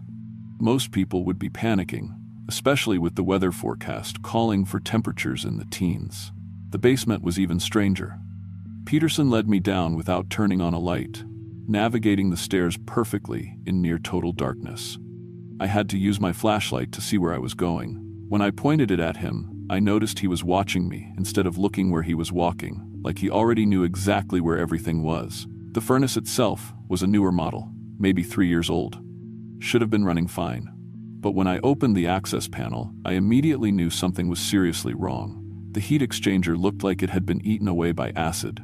Metal components that should have lasted decades were corroded through in spots, and there was this strange, organic-looking residue coating everything. "When did you first notice problems with the heating?" I asked Peterson. "About 2 weeks ago," he replied. "Same time as everyone else." I looked at him. Everyone else started having problems at exactly the same time? More or less. He was standing unnaturally still, hands at his sides, watching me work. "We adapt." That word adapt stuck with me. Not we're managing or we're coping. We adapt. Like the cold was something they were getting used to rather than fighting against. I spent the next few hours checking 5 more houses, and the pattern was identical. Every furnace showed the same type of corrosion, the same organic residue, the same component failures. More disturbing was the behavior of the residents. They were all unusually calm about the situation, and they all seemed to move and speak in similar ways. Small things, but noticeable. The way they all stood with their hands at their sides when talking to me. The way they all used very similar phrases. "We adapt." "We're managing fine." "It's not a problem." By the 3rd house, I was starting to feel like I was talking to the same person in different bodies. The organic residue was bothering me most. I scraped some samples into plastic bags, figuring I'd send them to a lab when I got back to Richmond. Under my flashlight, the stuff looked almost fungal, stringy and fibrous, with a slightly greenish tint. It smelled musty, like old mushrooms or wet leaves. But the really weird thing was that it seemed to be growing. In the 1st house, I'd noticed small patches of it on the heat exchanger and a few connecting pipes. By the 4th house, I was finding it throughout the entire ductwork system, spreading into the walls and even up into the main floor vents. I tried calling the dispatcher again that evening, but still couldn't get through. The inn's landline wasn't working either. Mrs. Hartley said the phone company was working on it, but didn't seem concerned about when it might be fixed. That night, lying in bed under 4 blankets, I started hearing sounds from the other rooms. Not loud, just soft shuffling, like people moving around. But when I checked my watch, it was 3 in the morning. Who moves around at 3 in the morning? And the sounds were too regular, too rhythmic, like people pacing in unison. I got up and looked out my window, which faced Main Street. There were lights on in houses all over town, and I could see figures moving behind the windows. Not rushing around like you'd expect from people dealing with a heating emergency, but slow, deliberate movement. And they all seemed to be moving in the same direction at the same time, like they were following some kind of schedule. The next morning, I decided to check the municipal building to see if there were any blueprints or system diagrams that might help me understand how all these heating failures were connected. The building was old but well maintained, with a small office for the town clerk and what looked like a meeting room. The clerk, a woman named Sarah Mills, was helpful but gave me the same unsettling feeling as everyone else. She produced the blueprints I needed without hesitation, almost like she'd been expecting me to ask for them. Studying the diagrams, I realized that many of the houses in Millerville were connected by an old tunnel system that had been built during the Cold War. some kind of civil defense shelter network. The tunnels ran beneath most of the downtown area and connected to the basements of at least 30 houses. "Are these tunnels still accessible?" I asked Sarah. "Oh yes," she said. "We use them for storage, maintenance access, very convenient for working on utilities." She offered to show me the entrance, which was located behind the municipal building. The tunnel entrance was a heavy metal door set into a concrete retaining wall, secured with a padlock. Sarah produced the key without being asked. "The main tunnel runs about half a mile," she explained as she unlocked the door. "Connects to most of the residential areas. You'll find access points in many of the basements you've already visited." The tunnel was larger than I'd expected, about 8 feet high and 6 feet wide, with concrete walls and a poured concrete floor. Battery-powered emergency lights were spaced every 30 feet or so, providing dim illumination. The air was stale and humid, with that same musty smell I'd been detecting in the furnaces. 20 feet into the tunnel, I found the source. The walls and ceiling were covered with the same organic growth I'd been finding in the heating systems, but much more extensive. It looked like some kind of fungus or mold, growing in thick, web-like patterns that covered nearly every surface. In some places, it hung down in long, fibrous strands that brushed against my hair as I walked. More disturbing, the growth seemed to be responding to my presence. As I moved deeper into the tunnel, I could see ripples of movement spreading through the fungal network, like signals being transmitted from one section to another. The whole thing was connected, and it was definitely alive. I followed the main tunnel for about a quarter mile, documenting everything with my camera and taking more samples. Side passages branched off toward different residential areas, and each branch showed the same extensive fungal contamination. But this wasn't random growth, it was organized, purposeful. The fungus had grown into the heating ducts, through wall cavities, and up into the living spaces above. Near the end of the main tunnel, I found something that made my blood run cold. A section of the wall had been partially excavated, revealing a large chamber beyond. The chamber was filled with what looked like cocoons or pods, dozens of them, hanging from the ceiling like oversized sleeping bags, and they were warm. Even with the outside temperature near freezing, the chamber was probably 70 degrees. I was backing away from this discovery when I heard voices behind me. Multiple people talking in low, synchronized voices. I turned off my flashlight and pressed myself against the tunnel wall, listening. The voices were getting closer, and they were all saying the same thing in perfect unison. Adaptation is necessary. Integration is beneficial. Resistance is inefficient. I waited in the darkness as footsteps passed by my hiding spot. At least a dozen people, walking in perfect lockstep. When their voices faded, I turned my flashlight back on and ran for the tunnel entrance. Sarah Mills was waiting for me when I emerged, standing exactly where I'd left her 45 minutes earlier. She hadn't moved. "Did you find what you were looking for?" she asked. "Yeah, I managed. I think there's some kind of contamination down there, biological, might be affecting the heating systems." "Yes," she said. "The collective needs optimal environmental conditions for reproductive success. The heating systems were interfering." The way she said collective made my skin crawl. Not like she was referring to the town council or some kind of community organization, like she was talking about a single entity. "I need to make some phone calls," I told her. "Contact the health department. Maybe the CDC." "That won't be necessary," Sarah said. "The adaptation process is already underway. Your integration will be simple and beneficial." I started backing toward my van. "What do you mean, integration?" "You've been breathing the spores for 2 days now," she explained, still speaking in that eerily calm tone. "The process has already begun. You'll understand soon." That's when I noticed other people emerging from buildings along Main Street. They were all walking toward us with the same measured pace, the same synchronized movements I'd been observing. And they were all staring at me with the same expression, not hostile, but intensely focused, like predators watching prey. I ran for my van, fumbling for the keys. Behind me, I could hear them starting to chant again. Adaptation is necessary. Integration is beneficial. Resistance is inefficient. The van started on the first try, and I peeled out of there as fast as I could. In my rearview mirror, I could see them standing in the street, watching me go. Not chasing, not running, just watching. I drove for 2 hours straight before I stopped at a gas station to call for help. But when I tried to explain what I'd found to the state police, the health department, even the FBI, nobody seemed to take me seriously. A fungal infection that controls human behavior? Coordinated mass hysteria in a small town? It sounded crazy, even to me. The weirdest part was that when I tried to show them the photos I'd taken in the tunnel, they were all corrupted. Every single file was damaged, showing nothing but digital noise. The sample bags I'd collected were empty, not just empty, but clean, like they'd never contained anything at all. 3 days later, I saw a news report about Millerville. Tragic heating system failure during a severe winter storm had killed most of the town's population, only a handful of survivors. The reporter mentioned that the few who had survived were suffering from severe hypothermia and respiratory infections, but were expected to recover.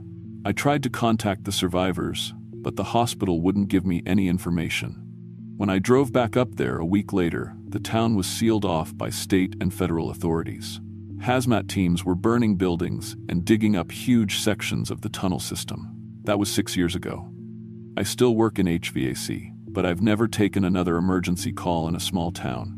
I've also never found any trace of what happened to the samples I collected, the photos I took, or any official record of what was really found in Millerville.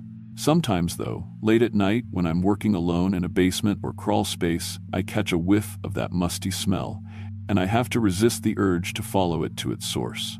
Because part of me, a part that's been growing stronger over the years, is curious about what I might find there. What bothers me most is that the curiosity doesn't feel entirely like my own.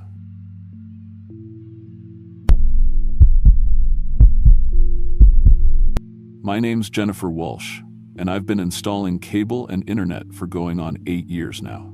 Started right out of community college when I couldn't afford to keep going for my computer science degree. Figured I'd do it for a year, maybe 2, save up some money, and get back to school. But the work was steady, the pay was decent, and honestly, I was good at it. Really good.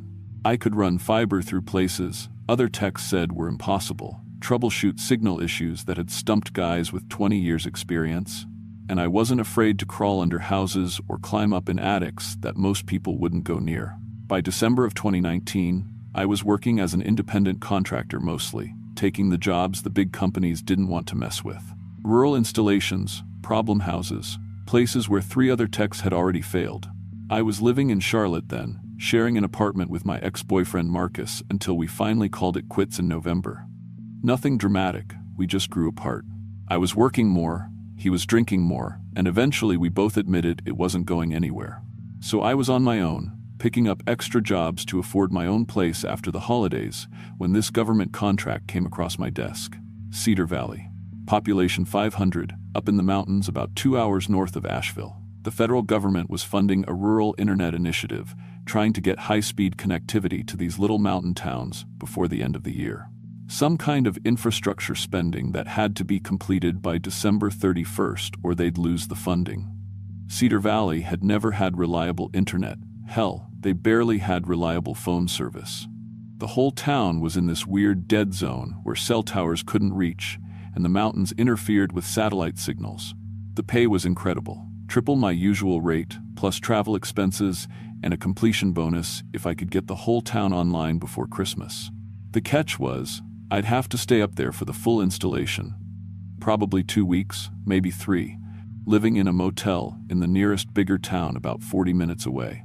But I needed the money, and honestly, I was looking forward to getting out of Charlotte for a while. The mountains in winter, some peace and quiet, time to think about what I wanted to do next. It seemed perfect. I should have known better. In 8 years of running cables, I'd learned that the jobs that seemed too good to be true usually were. I drove up to Cedar Valley on a Monday morning in early December, my van loaded with fiber optic cable, signal boosters, and enough networking equipment to wire a small city. The government specs for this job were weird. Way more monitoring equipment than a town that size needed, redundant systems, and some components I'd never seen before. When I called my contact at the federal office to ask about it, they just said to install everything according to the diagrams. National security infrastructure, they said. Rural emergency communications.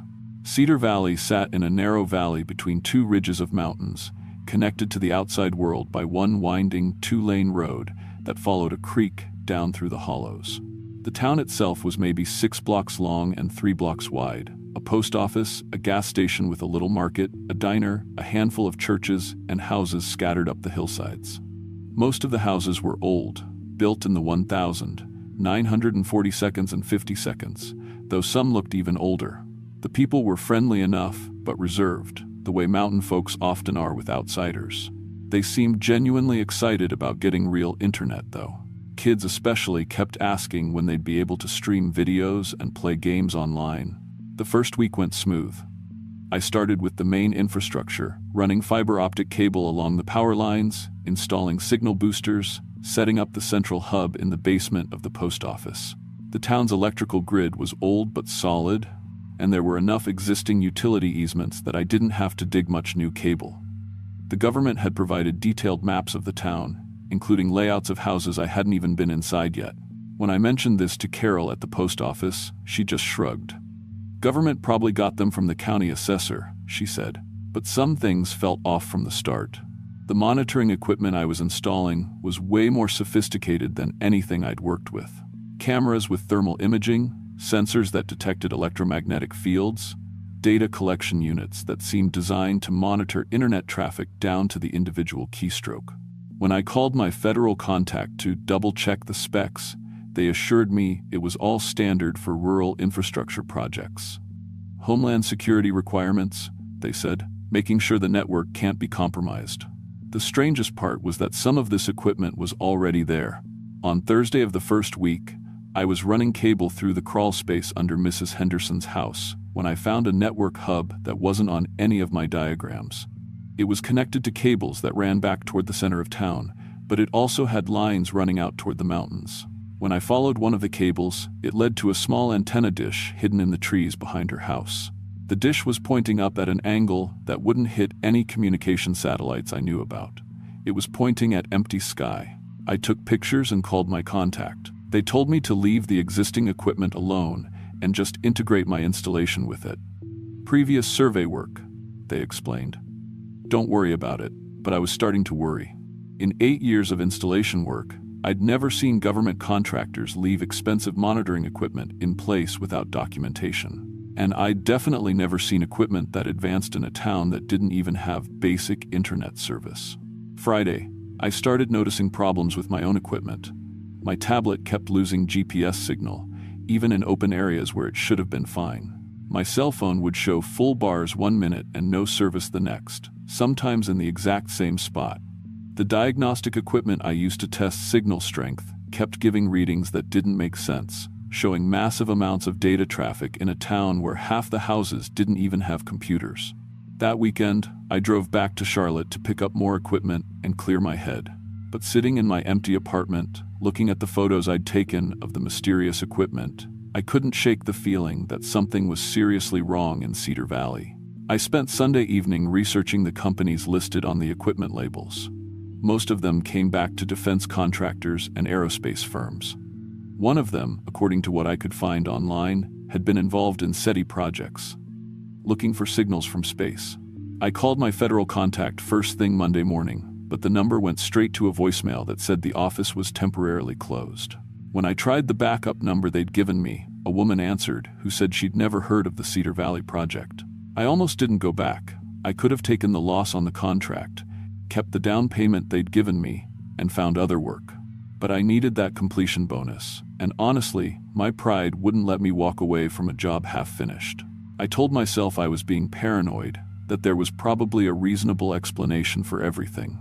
So I drove back up to Cedar Valley Monday afternoon, and that's when things really started getting weird. The first sign something was wrong was my van's radio. As soon as I crossed into the valley, every station turned to static except for one, a classical music station that came in crystal clear. But according to my radio's display, I was receiving it on a frequency that should have been empty, and the signal strength indicator was maxed out, like the transmission was coming from somewhere right in town. I parked at the motel where I'd been staying, a little place called Mountain View Motor Inn, about 40 minutes outside Cedar Valley, and tried to check my messages. My phone showed I had 7 voicemails, but when I played them back, all I got was silence. Not dead air, not static, but perfect, absolute silence that lasted exactly 30 seconds for each message. I checked my call log, and all the incoming numbers were listed as 000, 000, 0000. Tuesday morning, I drove back to Cedar Valley to finish the residential installations. I had about 30 houses left to connect, and I wanted to get them done before the weather turned bad. The forecast was calling for snow later in the week. At the first house, old Mr. Jenkins, who lived alone with his dog, I found more equipment. This time, it was in his attic, connected to the electrical system and hidden behind insulation. It looked like some kind of receiver or transmitter, with cables leading to an antenna I couldn't locate. When I asked Mr. Jenkins about it, he swore he'd never seen it before. Said he hadn't been up in his attic in years because of his bad knees. But here's the thing that really bothered me. The equipment was old. Not just old, but covered with dust and spider webs like it had been there for years. But that was impossible. Mr. Jenkins' house had been inspected by the power company just 6 months ago when he had electrical problems. They would have noticed professional networking equipment in his attic. I started checking the other houses more carefully. By the end of Tuesday, I'd found similar equipment in 8 different houses. Always hidden, always looking like it had been there for years, and always connected to antennas pointing up at that same angle toward empty sky. Wednesday morning, I drove up to the ridge above town to see if I could figure out what the antennas were pointing at. The road up there was barely maintained, more like a logging trail, but my van could handle it. About halfway up, I found a clearing where I had a good view of the whole valley. Cedar Valley looked different from up there, not just smaller, but wrong somehow. The layout of the streets didn't quite match my maps. There were houses I couldn't see from down in the valley, and some of the buildings that looked old from street level were clearly new construction when seen from above. The whole town looked like a movie set, like someone had built a convincing replica of a mountain town but hadn't gotten all the details right. And scattered around the ridges surrounding the valley, I could see more antenna dishes, dozens of them, all pointed up at the same angle, all nearly invisible unless you knew what to look for. I took out my phone to take pictures, but the camera wouldn't work. Every photo came out as pure white, like I was pointing the camera directly into a bright light. But it was an overcast day, and there was barely any sun coming through the clouds. That's when I noticed the silence. I'd been so focused on looking at the town that I hadn't realized how quiet it was. No birds, no insects, no wind in the trees. Even my van's engine seemed muffled, like the sound was being absorbed by something. I tried starting the engine to leave, and it cranked but wouldn't turn over. I was stranded on the ridge, in perfect silence, looking down at a town that might not be what I thought it was. Then my phone rang. The caller ID said Jennifer Walsh, which was impossible since that was my name. I answered it anyway, because in that moment of perfect silence and strangeness, the impossible seemed normal. "Jennifer," the voice said, and it sounded exactly like my own voice. "We need to talk." "Who is this?" I asked, but I already knew the answer was going to be something I didn't want to hear. "We've been watching you work," my own voice said through the phone. "You're very good at what you do, very thorough. We appreciate thoroughness." "Who is we?" "The same people who hired you, the same people who've been preparing Cedar Valley for this moment. We're sorry about the deception, Jennifer, but it was necessary. We needed someone with your skills, someone who wouldn't ask too many questions until it was too late." I hung up and immediately tried to call 911. But instead of a dispatcher, I got the same voice, my own voice, saying, "We're not finished talking, Jennifer." I turned off the phone and threw it on the passenger seat. That's when I noticed that my van's radio had turned itself on. Classical music was playing, the same station I'd been hearing since Monday, but now I could hear something underneath the music. Voices, speaking in a language I didn't recognize, having what sounded like a conversation. My van started on the first try. I drove down from the ridge faster than I should have, sliding around the curves on the gravel road, desperate to get back to something that felt normal.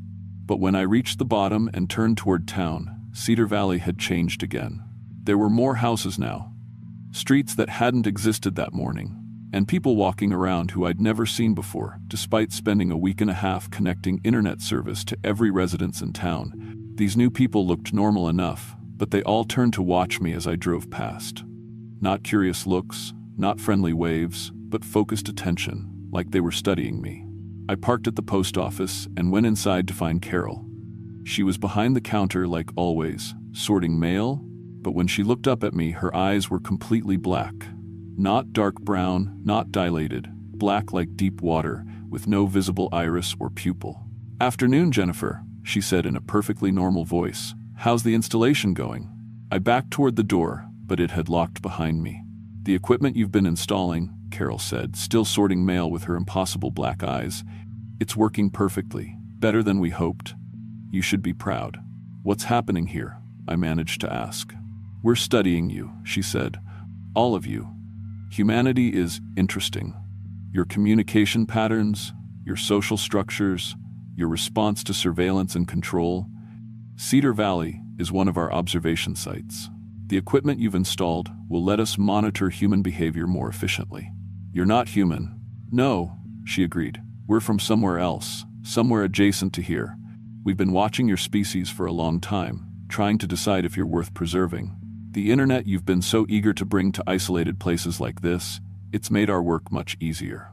Every device you connect gives us more access to your thoughts and behaviors." The mail she was sorting wasn't mail, it was photographs. Hundreds of photographs of me driving into town that first day, me working under houses, me sleeping in the motel, me on the phone with Marcus last month, me as a child playing in my grandmother's backyard 20 years ago. "We've been watching you specifically for quite some time, Jennifer. You have a talent for making connections, for bringing communication to places that were previously isolated. That skill is valuable to us. What do you want?" "We want you to keep working. There are other towns, other isolated communities that need internet service. We'll provide the contracts, the equipment, the generous payment. All you have to do is install what we give you and ask no questions." "And if I refuse?" Carol's black eyes reflected the fluorescent lights like mirrors. "Cedar Valley has a population of 500. None of them were real, Jennifer. We created them for this interaction with you. But other towns, other projects, those people are real. Whether they continue to exist depends on how useful humanity proves to be." The door unlocked behind me with a loud click. "Think about it," Carol said. "You have until Christmas to decide." I ran to my van and drove straight through to Charlotte without stopping. I left all my equipment in Cedar Valley, abandoned the job, forfeited the down payment. I didn't care. I just wanted to be somewhere with normal people and normal problems. But it wasn't over. The next morning, I found a package outside my apartment door. Inside was a check for the full amount of the Cedar Valley contract, including the completion bonus. There was also a new phone, same model as my old one, but when I turned it on, all my contacts were there, along with my photos and text messages. At the bottom of my contact list was a new entry, current assignment. When I called the number, I heard my own voice say, "Good morning, Jennifer. Ready for your next project?" That was 5 years ago. I've completed 17 installations since then, in small towns across Virginia, West Virginia, Kentucky, and Tennessee. The contracts always come with generous payment and equipment I don't understand. The towns are always isolated, always in need of modern communication infrastructure. I've tried to refuse, tried to quit, tried to warn people, but every time I do, the people in the town disappear. Not killed, not relocated. They simply stop existing, like they were never born. And then I get a new phone call, a new assignment, and a reminder that my compliance keeps real people alive. I still live in Charlotte, though I travel most of the time now. I still tell people I'm an internet installer, because that's technically true. Marcus and I got back together briefly last year, but I couldn't explain the work I was really doing, couldn't tell him why I was gone for weeks at a time, why I wouldn't let him visit me on job sites. We broke up again. The thing is, I'm good at what I do. I'm really good.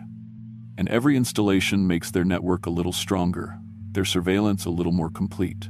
I'm helping them study us, helping them decide whether humanity deserves to continue existing. Looking back, I think they chose me because they knew I wouldn't be able to walk away. I've always been the type of person who finishes what she starts, who takes pride in doing good work. They're counting on that. My phone just buzzed. New assignment, a town in eastern Kentucky that's been without reliable internet for decades. Population 1,200. All real people, with real families, real lives that depend on my cooperation. I guess I better start packing my equipment.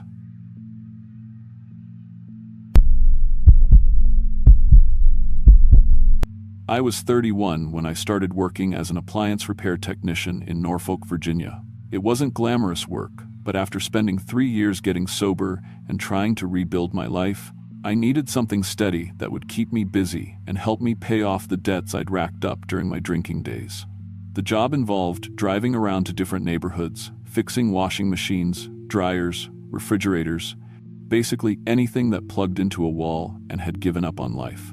Most of the time, it was simple stuff: clogged filters, worn belts, or connections that had come loose. Nothing that required much thinking, which was exactly what I needed while I was still figuring out how to live without a bottle in my hand.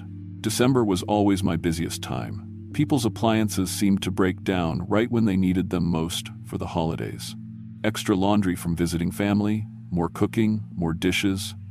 Machines that had been limping along all year would finally give out under the pressure. That's how I ended up taking calls in Willowdale, this tiny town about an hour outside Norfolk with maybe 450 people spread across farmhouses and old colonial homes. The money was good because most repair companies wouldn't drive that far out for small jobs, but I needed every dollar I could get. My sponsor always said that staying busy was one of the best ways to avoid thinking about drinking, and he was right. When your hands are covered in grease and your mind is focused on electrical diagrams, it's hard to think about anything else. I'd been making regular trips to Willowdale since early November. Nice enough place, the kind of small town where everybody knew everybody, and people still waved when they passed you on the street. The houses were old but well-maintained, with big front porches and yards full of oak trees that had probably been there longer than anyone could remember. Most of my customers were older folks who'd lived there their whole lives, the kind of people who called you honey and offered you sweet tea even when it was freezing outside. The work itself was pretty routine at first. Mrs. Henderson on Maple Street had a dryer that wasn't heating, turned out to be a blown thermal fuse. Mr. Rodriguez needed his dishwasher looked at because it wasn't draining properly, just needed the filter cleaned out. Normal stuff that took maybe an hour each, and everybody was polite and paid on time. I was starting to think Willowdale might become a regular part of my route. But as December went on, I started noticing some weird patterns in the service calls. It wasn't just that a lot of appliances were breaking down, that was normal for the season. It was the way they were breaking down. Every washing machine I looked at had the same unusual wear patterns on the internal components, like they'd all been running some kind of heavy cycle for months without stopping. The dryers all had similar modifications to their electrical systems. Extra wiring that didn't match the manufacturer's specs, connected to components that shouldn't have been there. When I asked customers about it, they'd just shrug and say they didn't know anything about modifications. The refrigerators were even stranger. They were all drawing way more power than they should have been, but they weren't actually keeping food any colder. Instead, they had these additional cooling coils installed in the back, connected to sealed containers that I couldn't identify. The containers were warm to the touch and hummed with electrical activity, but none of my customers seemed to know what they were for. When I suggested removing them, people would get this blank look and tell me not to worry about it, just fix whatever was broken and leave everything else alone. What really started bothering me was how all these appliances had apparently broken on the same day, December 15th. When I asked about it, every single customer gave me the exact same story, almost word for word. Yeah, just stopped working that morning. Tried turning it on and off a few times, but nothing. Must have been one of those things. Not just similar stories, identical ones, like they'd all rehearsed the same script, and the people themselves were starting to seem off. Not rude or unfriendly, but there was something missing in the way they interacted with me and with each other. Mrs. Henderson had family photos all over her living room, but when I asked about her grandchildren, she just stared at the pictures for a long moment like she was trying to remember who they were. Mr. Rodriguez's wife would walk through the room while I was working, and they wouldn't even acknowledge each other, not even a nod or a smile. These were people who'd been married for decades, living in a small town where everyone knew everyone, but they acted like polite strangers. The kids were the worst part. I'd see them in yards or walking home from school, and they just seemed empty. No running around, no laughing, no fighting with siblings. They'd walk in straight lines, do their chores, sit quietly at kitchen tables while I worked. Their parents would talk about them like they were functioning appliances rather than children. Tommy does his homework, or Sarah helps with dishes. Never, Tommy loves baseball, or Sarah's really good at art. Just basic mechanical descriptions of what they did, not who they were. I started paying closer attention to the modified appliances, trying to figure out what all the extra equipment was actually doing. The sealed containers connected to the refrigerators were definitely some kind of storage system, but for what? The additional wiring in the washing machines created loops that seemed designed to contain something rather than wash clothes. The dryer modifications included what looked like recording equipment, microphones and speakers wired into the heating elements. It was like someone had turned every appliance in Willowdale into some kind of collection and storage device, but I couldn't figure out what they were supposed to collect. By the third week of December, I was spending more time investigating the modifications than actually repairing anything. The electrical work was sophisticated, definitely not something homeowners could have done themselves. Someone with serious technical knowledge had systematically altered every appliance in town for some specific purpose. But when I tried to ask people about who had done the work or when it had been installed, I got the same blank stares and vague responses. Nobody seemed to remember anything about their appliances being different before. That's when I started testing the equipment. I brought a digital recorder and an EMF detector, tools I'd picked up during my drinking days when I was convinced my apartment was haunted. Turns out I was just hearing my upstairs neighbors, but the equipment came in handy now. Inside every modified appliance, the EMF readings were off the charts. Not just electrical interference, the kind of readings you get around powerful magnetic fields or radio transmitters. And the digital recorder was picking up sounds that shouldn't have been there. Faint voices, conversations, what sounded like people crying or laughing, all coming from inside machines that were supposedly just washing clothes or keeping food cold. I started recording everything, documenting the modifications, trying to build some kind of evidence for what was happening. But the more I discovered, the more questions I had. The voices on the recordings weren't coming from outside sources. They seemed to be stored inside the machines themselves, like someone had found a way to capture and preserve human sounds, maybe even human thoughts. The storage containers weren't just collecting electrical energy, they were warm with something that felt almost alive. Looking back now, I think my sobriety probably saved my life. 3 years of recovery had taught me to trust my instincts, to pay attention when something felt wrong instead of numbing it with alcohol. My sponsor used to say that addiction was like giving up your soul in exchange for temporary relief, and getting sober meant learning to live with your full consciousness again. All the pain and fear and uncertainty that comes with being completely human. Maybe that's why I could sense what was happening in Willowdale when the residents couldn't. They'd had their souls systematically removed, leaving behind just the mechanical functions of daily life. It was December 23rd when I finally figured out what the machines were really doing. I was working on Mrs. Peterson's washing machine, running diagnostics on the modified electrical system, when I heard my own voice coming from the speakers. Not just my voice, my thoughts, my fears about staying sober, my memories of hitting rock bottom 3 years earlier. Somehow, the machine had recorded and stored parts of my consciousness every time I'd worked on it. The containers weren't just storage devices, they were preserving human souls, human emotions, everything that made people who they really were. I started tearing apart the modifications, disconnecting the storage containers and additional wiring. As soon as I disconnected the first container from Mrs. Peterson's washing machine, she collapsed in her kitchen. For about 30 seconds, she was completely unconscious. Then, she opened her eyes, looked around like she was seeing her house for the first time in months, and started crying. "Where are my grandchildren?" she whispered.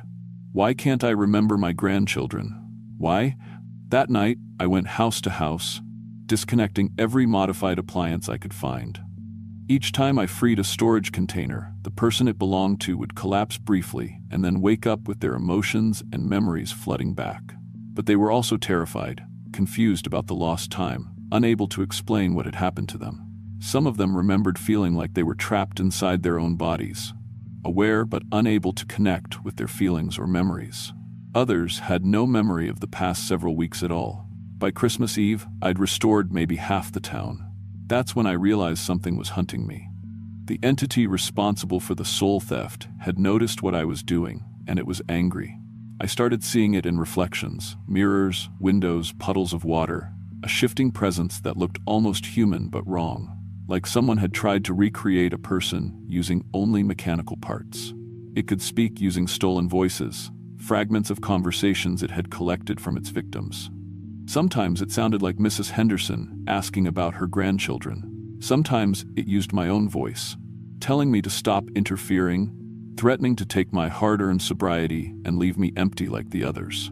The final confrontation happened at the old Methodist church on the edge of town, where the entity had apparently set up some kind of central storage system for all the collected souls.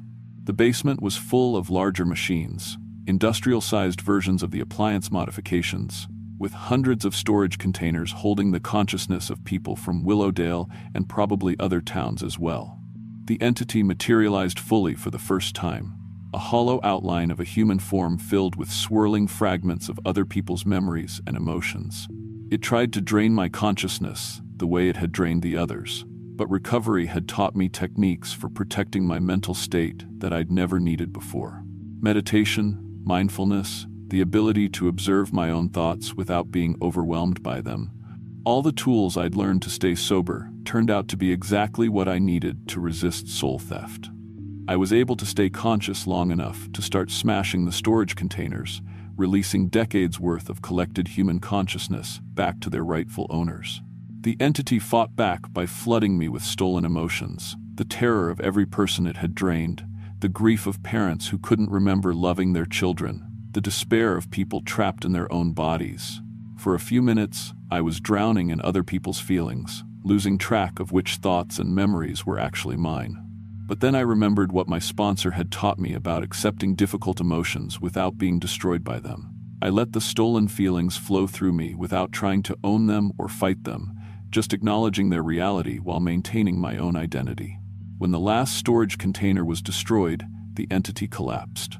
Not destroyed, exactly, but broken down into component parts. Fragments of stolen consciousness that scattered like smoke and gradually found their way back to their original owners. The industrial machines shut down, the electrical fields dissipated, and suddenly the church basement was just a basement again.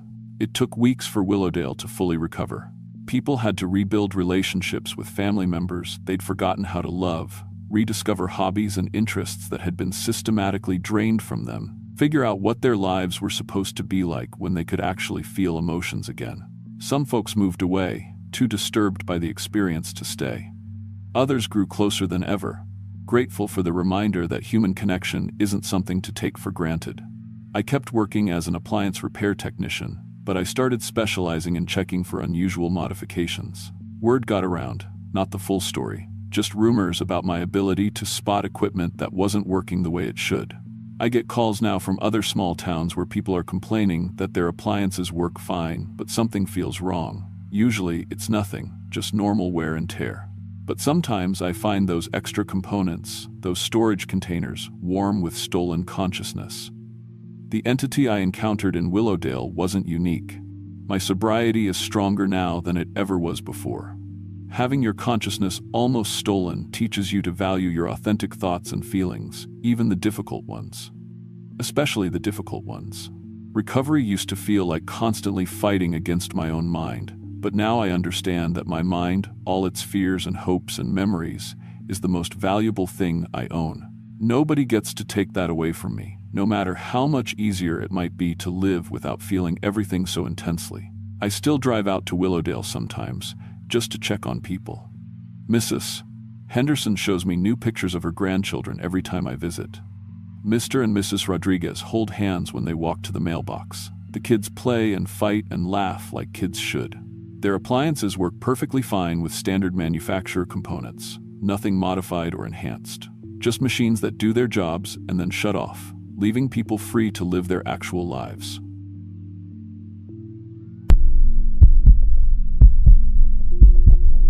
I'm 28, and up until last Christmas, I thought the worst part of my job was dealing with drunk college kids who couldn't remember their own address. My name's Tyler Banks, and I've been delivering pizza in Greensboro for about 3 years now. Not exactly the career I planned when I dropped out of NC State, but it pays the bills and keeps my student loans from completely destroying my credit. I live with 2 roommates in a crappy duplex near campus, work mostly nights, and spend my days sleeping off the smell of pepperoni and motor oil.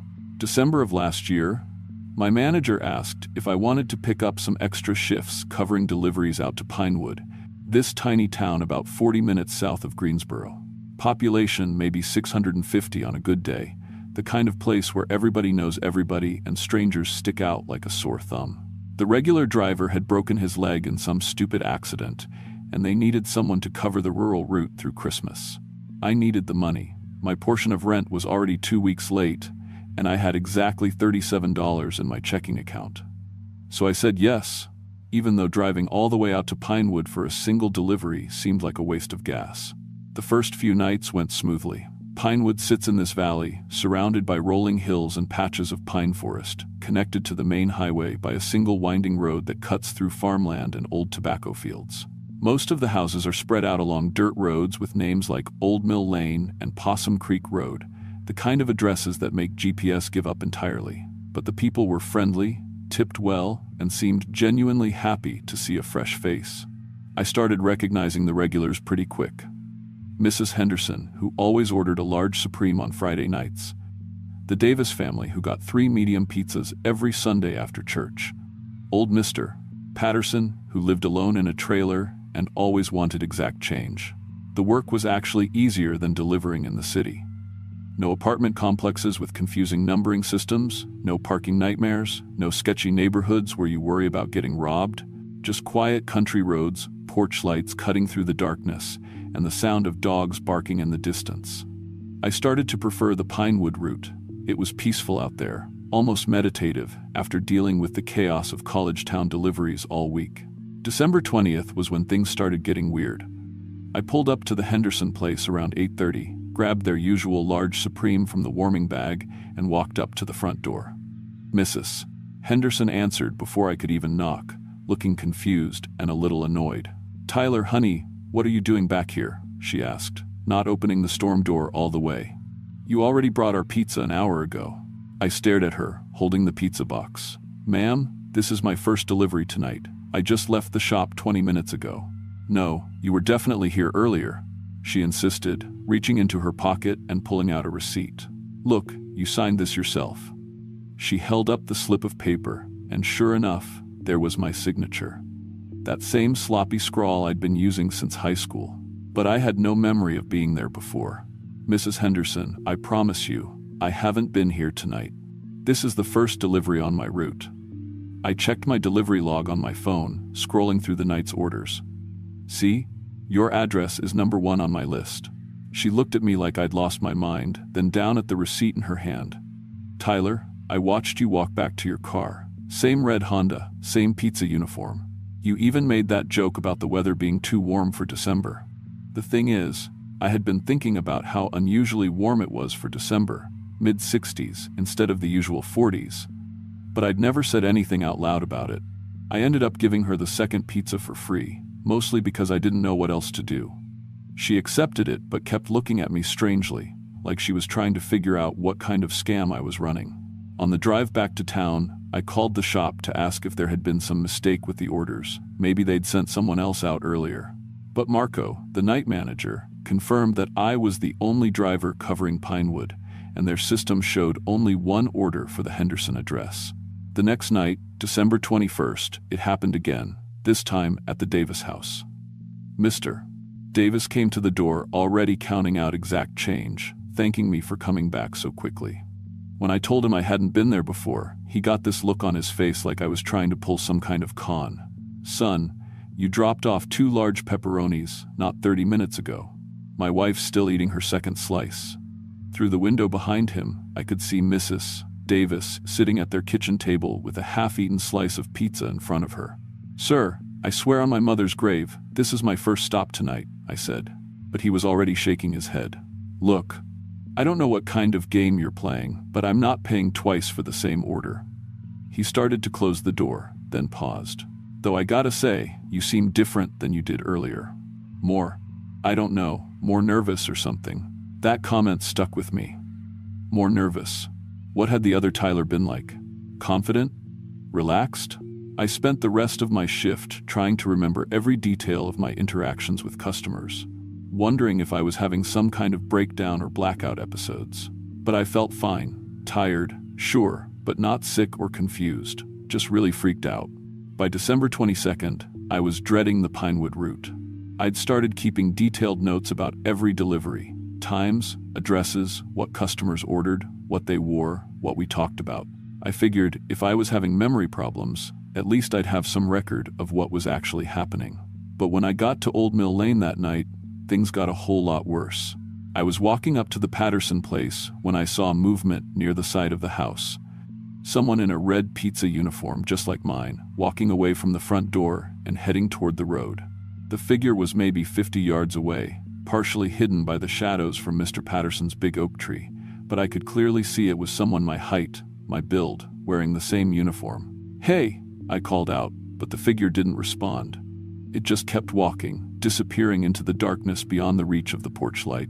I ran toward where I'd seen it, my heart hammering against my ribs, but found nothing except empty road and the sound of wind moving through bare branches. When Mr. Patterson answered his door, he was already reaching for his wallet. "That was quick, Tyler. Good thing you came back. I forgot to give you a tip earlier." The pizza box in my hand suddenly felt like it weighed 100 pounds. "Mr. Patterson, when was I here earlier?" "Oh, maybe 10 minutes ago? You dropped off my usual medium cheese. We chatted about the weather." "Nice night for December, isn't it?" He peered at me more closely. "You feeling okay, son? You look a little pale." I was more than a little pale. I felt like I was going to throw up. Someone else had been making my deliveries, someone who looked exactly like me, wearing my uniform, driving what must have been an identical car. Someone who knew the customers, knew their orders, even knew their names. That night, I didn't go straight home. Instead, I parked on the main road leading out of Pinewood and waited. Engine running, heater blasting. If someone was impersonating me, maybe they'd have to leave town the same way I did. I sat there for 2 hours, watching every car that passed, but saw nothing unusual. Just locals heading home from the bar or the late shift at the poultry plant. The next night, December 23rd, I almost called in sick, but I needed the money. And honestly, I needed answers. I armed myself with a small digital camera, one of those cheap ones you can get at the pharmacy, and a flashlight. If I saw my impersonator again, I was going to get proof. The first few deliveries went normally, which somehow made me even more nervous. By the time I got to Possum Creek Road for my last stop of the night, my hands were shaking and I was jumping at every shadow. The house sat back from the road, connected by a long gravel driveway that wound through a patch of pine trees. As I got out of my car, I heard what sounded like another car door slamming somewhere in the darkness ahead. I grabbed my camera and flashlight and started up the driveway. About halfway to the house, I saw him, or rather, I saw me. Standing on the front porch in the yellow glow of the porch light was someone who looked exactly like Tyler Banks. Same height, same build, same face, same red Honda Civic shirt and black uniform cap. The only difference was the way he moved. More confident, more relaxed. Like he belonged there in a way I never did. I watched myself knock on the door, watched the customer answer with a smile, watched this other Tyler chat and laugh like they were old friends. When the transaction was complete, my doppelganger turned and started walking back down the porch steps. That's when he saw me standing there in the shadows. For a moment, we just stared at each other. Up close, the resemblance was perfect. Every detail of my face reproduced exactly. But there was something wrong with the eyes, something that didn't quite match. They were my eyes, but emptier somehow, like looking at a photograph instead of a living person. "You're not supposed to be here," it said, and the voice was mine too, but the tone was all wrong, cold and predatory. "What are you?" I managed to ask, raising the camera with trembling hands. Instead of answering, the thing that looked like me smiled, and that's when I saw the first crack in its disguise. The smile was too wide, stretching my face in a way that shouldn't have been possible. "I'm you, Tyler. The better version. The one people actually like." I hit the camera's flash button, and the sudden burst of light revealed what I'd been talking to. For just a split second, the human appearance flickered, and I saw something underneath, a mass of writhing, pale flesh that shifted and moved like it was trying to remember what shape it was supposed to hold. Then the light faded, and it looked like me again. "The customers prefer me," it continued, taking a step closer. Mrs. Henderson says I'm more polite than you used to be. The Davis family thinks I'm friendlier. Even old Mr. Patterson enjoys our conversations more. Another step, I've been getting better tips too. Funny how much people appreciate good service. I started backing away, but my legs felt like they were made of concrete. What do you want? Your life, it said simply. Your job, your apartment, your friends. I've been practicing, getting better at being Tyler Banks. Soon I won't need you at all. That snapped me out of my paralysis. I turned and ran, crashing through the pine trees, branches tearing at my uniform and scratching my face. Behind me, I could hear something following, not footsteps exactly, but a wet, sliding sound like something enormous trying to move quickly over the forest floor. I made it to my car and locked the doors, hands shaking so badly I could barely get the key in the ignition. In the rearview mirror, I caught a glimpse of the creature's true form. A writhing mass of flesh about the size of a person, with tendrils that reached out like fingers, testing the air. Then my headlights swept across it as I backed up, and it collapsed back into my appearance, standing there in the driveway like nothing had happened. I drove straight to the Greensboro police station and tried to file a report, but how do you explain that something is stealing your identity by literally becoming you? The desk sergeant looked at me like I'd been smoking something illegal and suggested I might want to talk to someone about stress. I went home instead, called in sick for the rest of the week, and tried to figure out what to do. But the thing didn't stop with the pizza deliveries. Over the next few days, my roommate started making comments about how I seemed different lately, more outgoing, more helpful around the house. My ex-girlfriend Sarah called to thank me for the thoughtful text message I'd apparently sent her, even though I hadn't contacted her in months. When I asked to see the message, it was from my phone number and signed with my name, but I'd never written it. The creature was expanding its impersonation, becoming me in more and more aspects of my life. And the worst part was, everyone seemed to prefer this version of Tyler Banks. On Christmas Eve, I decided to end it.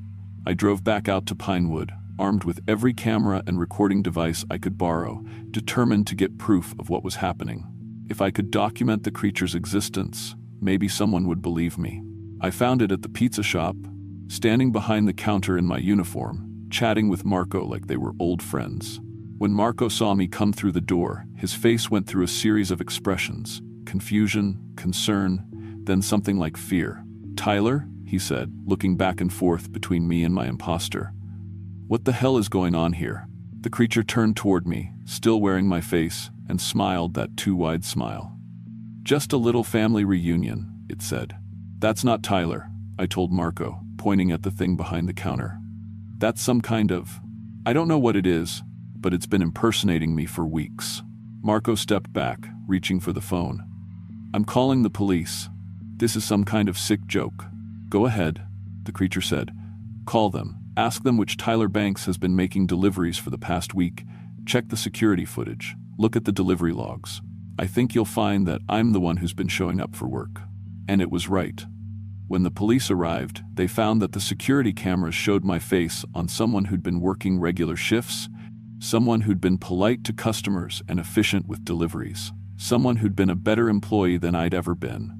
The delivery logs were all signed in my handwriting. The customers all vouched for Tyler's excellent service. According to every piece of evidence, the creature was the real Tyler Banks, and I was some kind of imposter. It took weeks to sort out the mess. DNA tests, fingerprint analysis, interviews with family and friends who could vouch for details about my life that the creature couldn't possibly know. Gradually, the truth emerged. Not that anyone really understood it, but at least they accepted that I was the original. The creature disappeared during the investigation. One day it was there, answering questions and maintaining its perfect impersonation, and the next day it was gone. The police found some kind of residue in the back room of the pizza shop, a clear, jelly-like substance that smelled like copper and rotting meat. The lab tests came back inconclusive. I never went back to delivering pizza. Couldn't handle the thought of driving those dark country roads, wondering if something might be watching me. Learning to be me. I got a day job at a hardware store. Work that keeps me indoors and around other people. I moved out of the duplex and got my own apartment, somewhere with good locks and bright lights. But sometimes, late at night, I wonder if the creature found someone else to copy. Some other person with a simple, unremarkable life that could be easily stolen and improved upon. I watch the news for stories about identity theft or people acting strangely, but if the creature is still out there, it's gotten better at hiding. The worst part is the doubt it left behind. Sometimes I catch myself wondering if the creature was right, if it really was a better version of me. People did seem to prefer its company. It was more confident, more personable, more successful at the simple job of delivering pizza and making customers happy. Maybe that's the real horror. Not that something tried to steal my life, but that it might have been an improvement.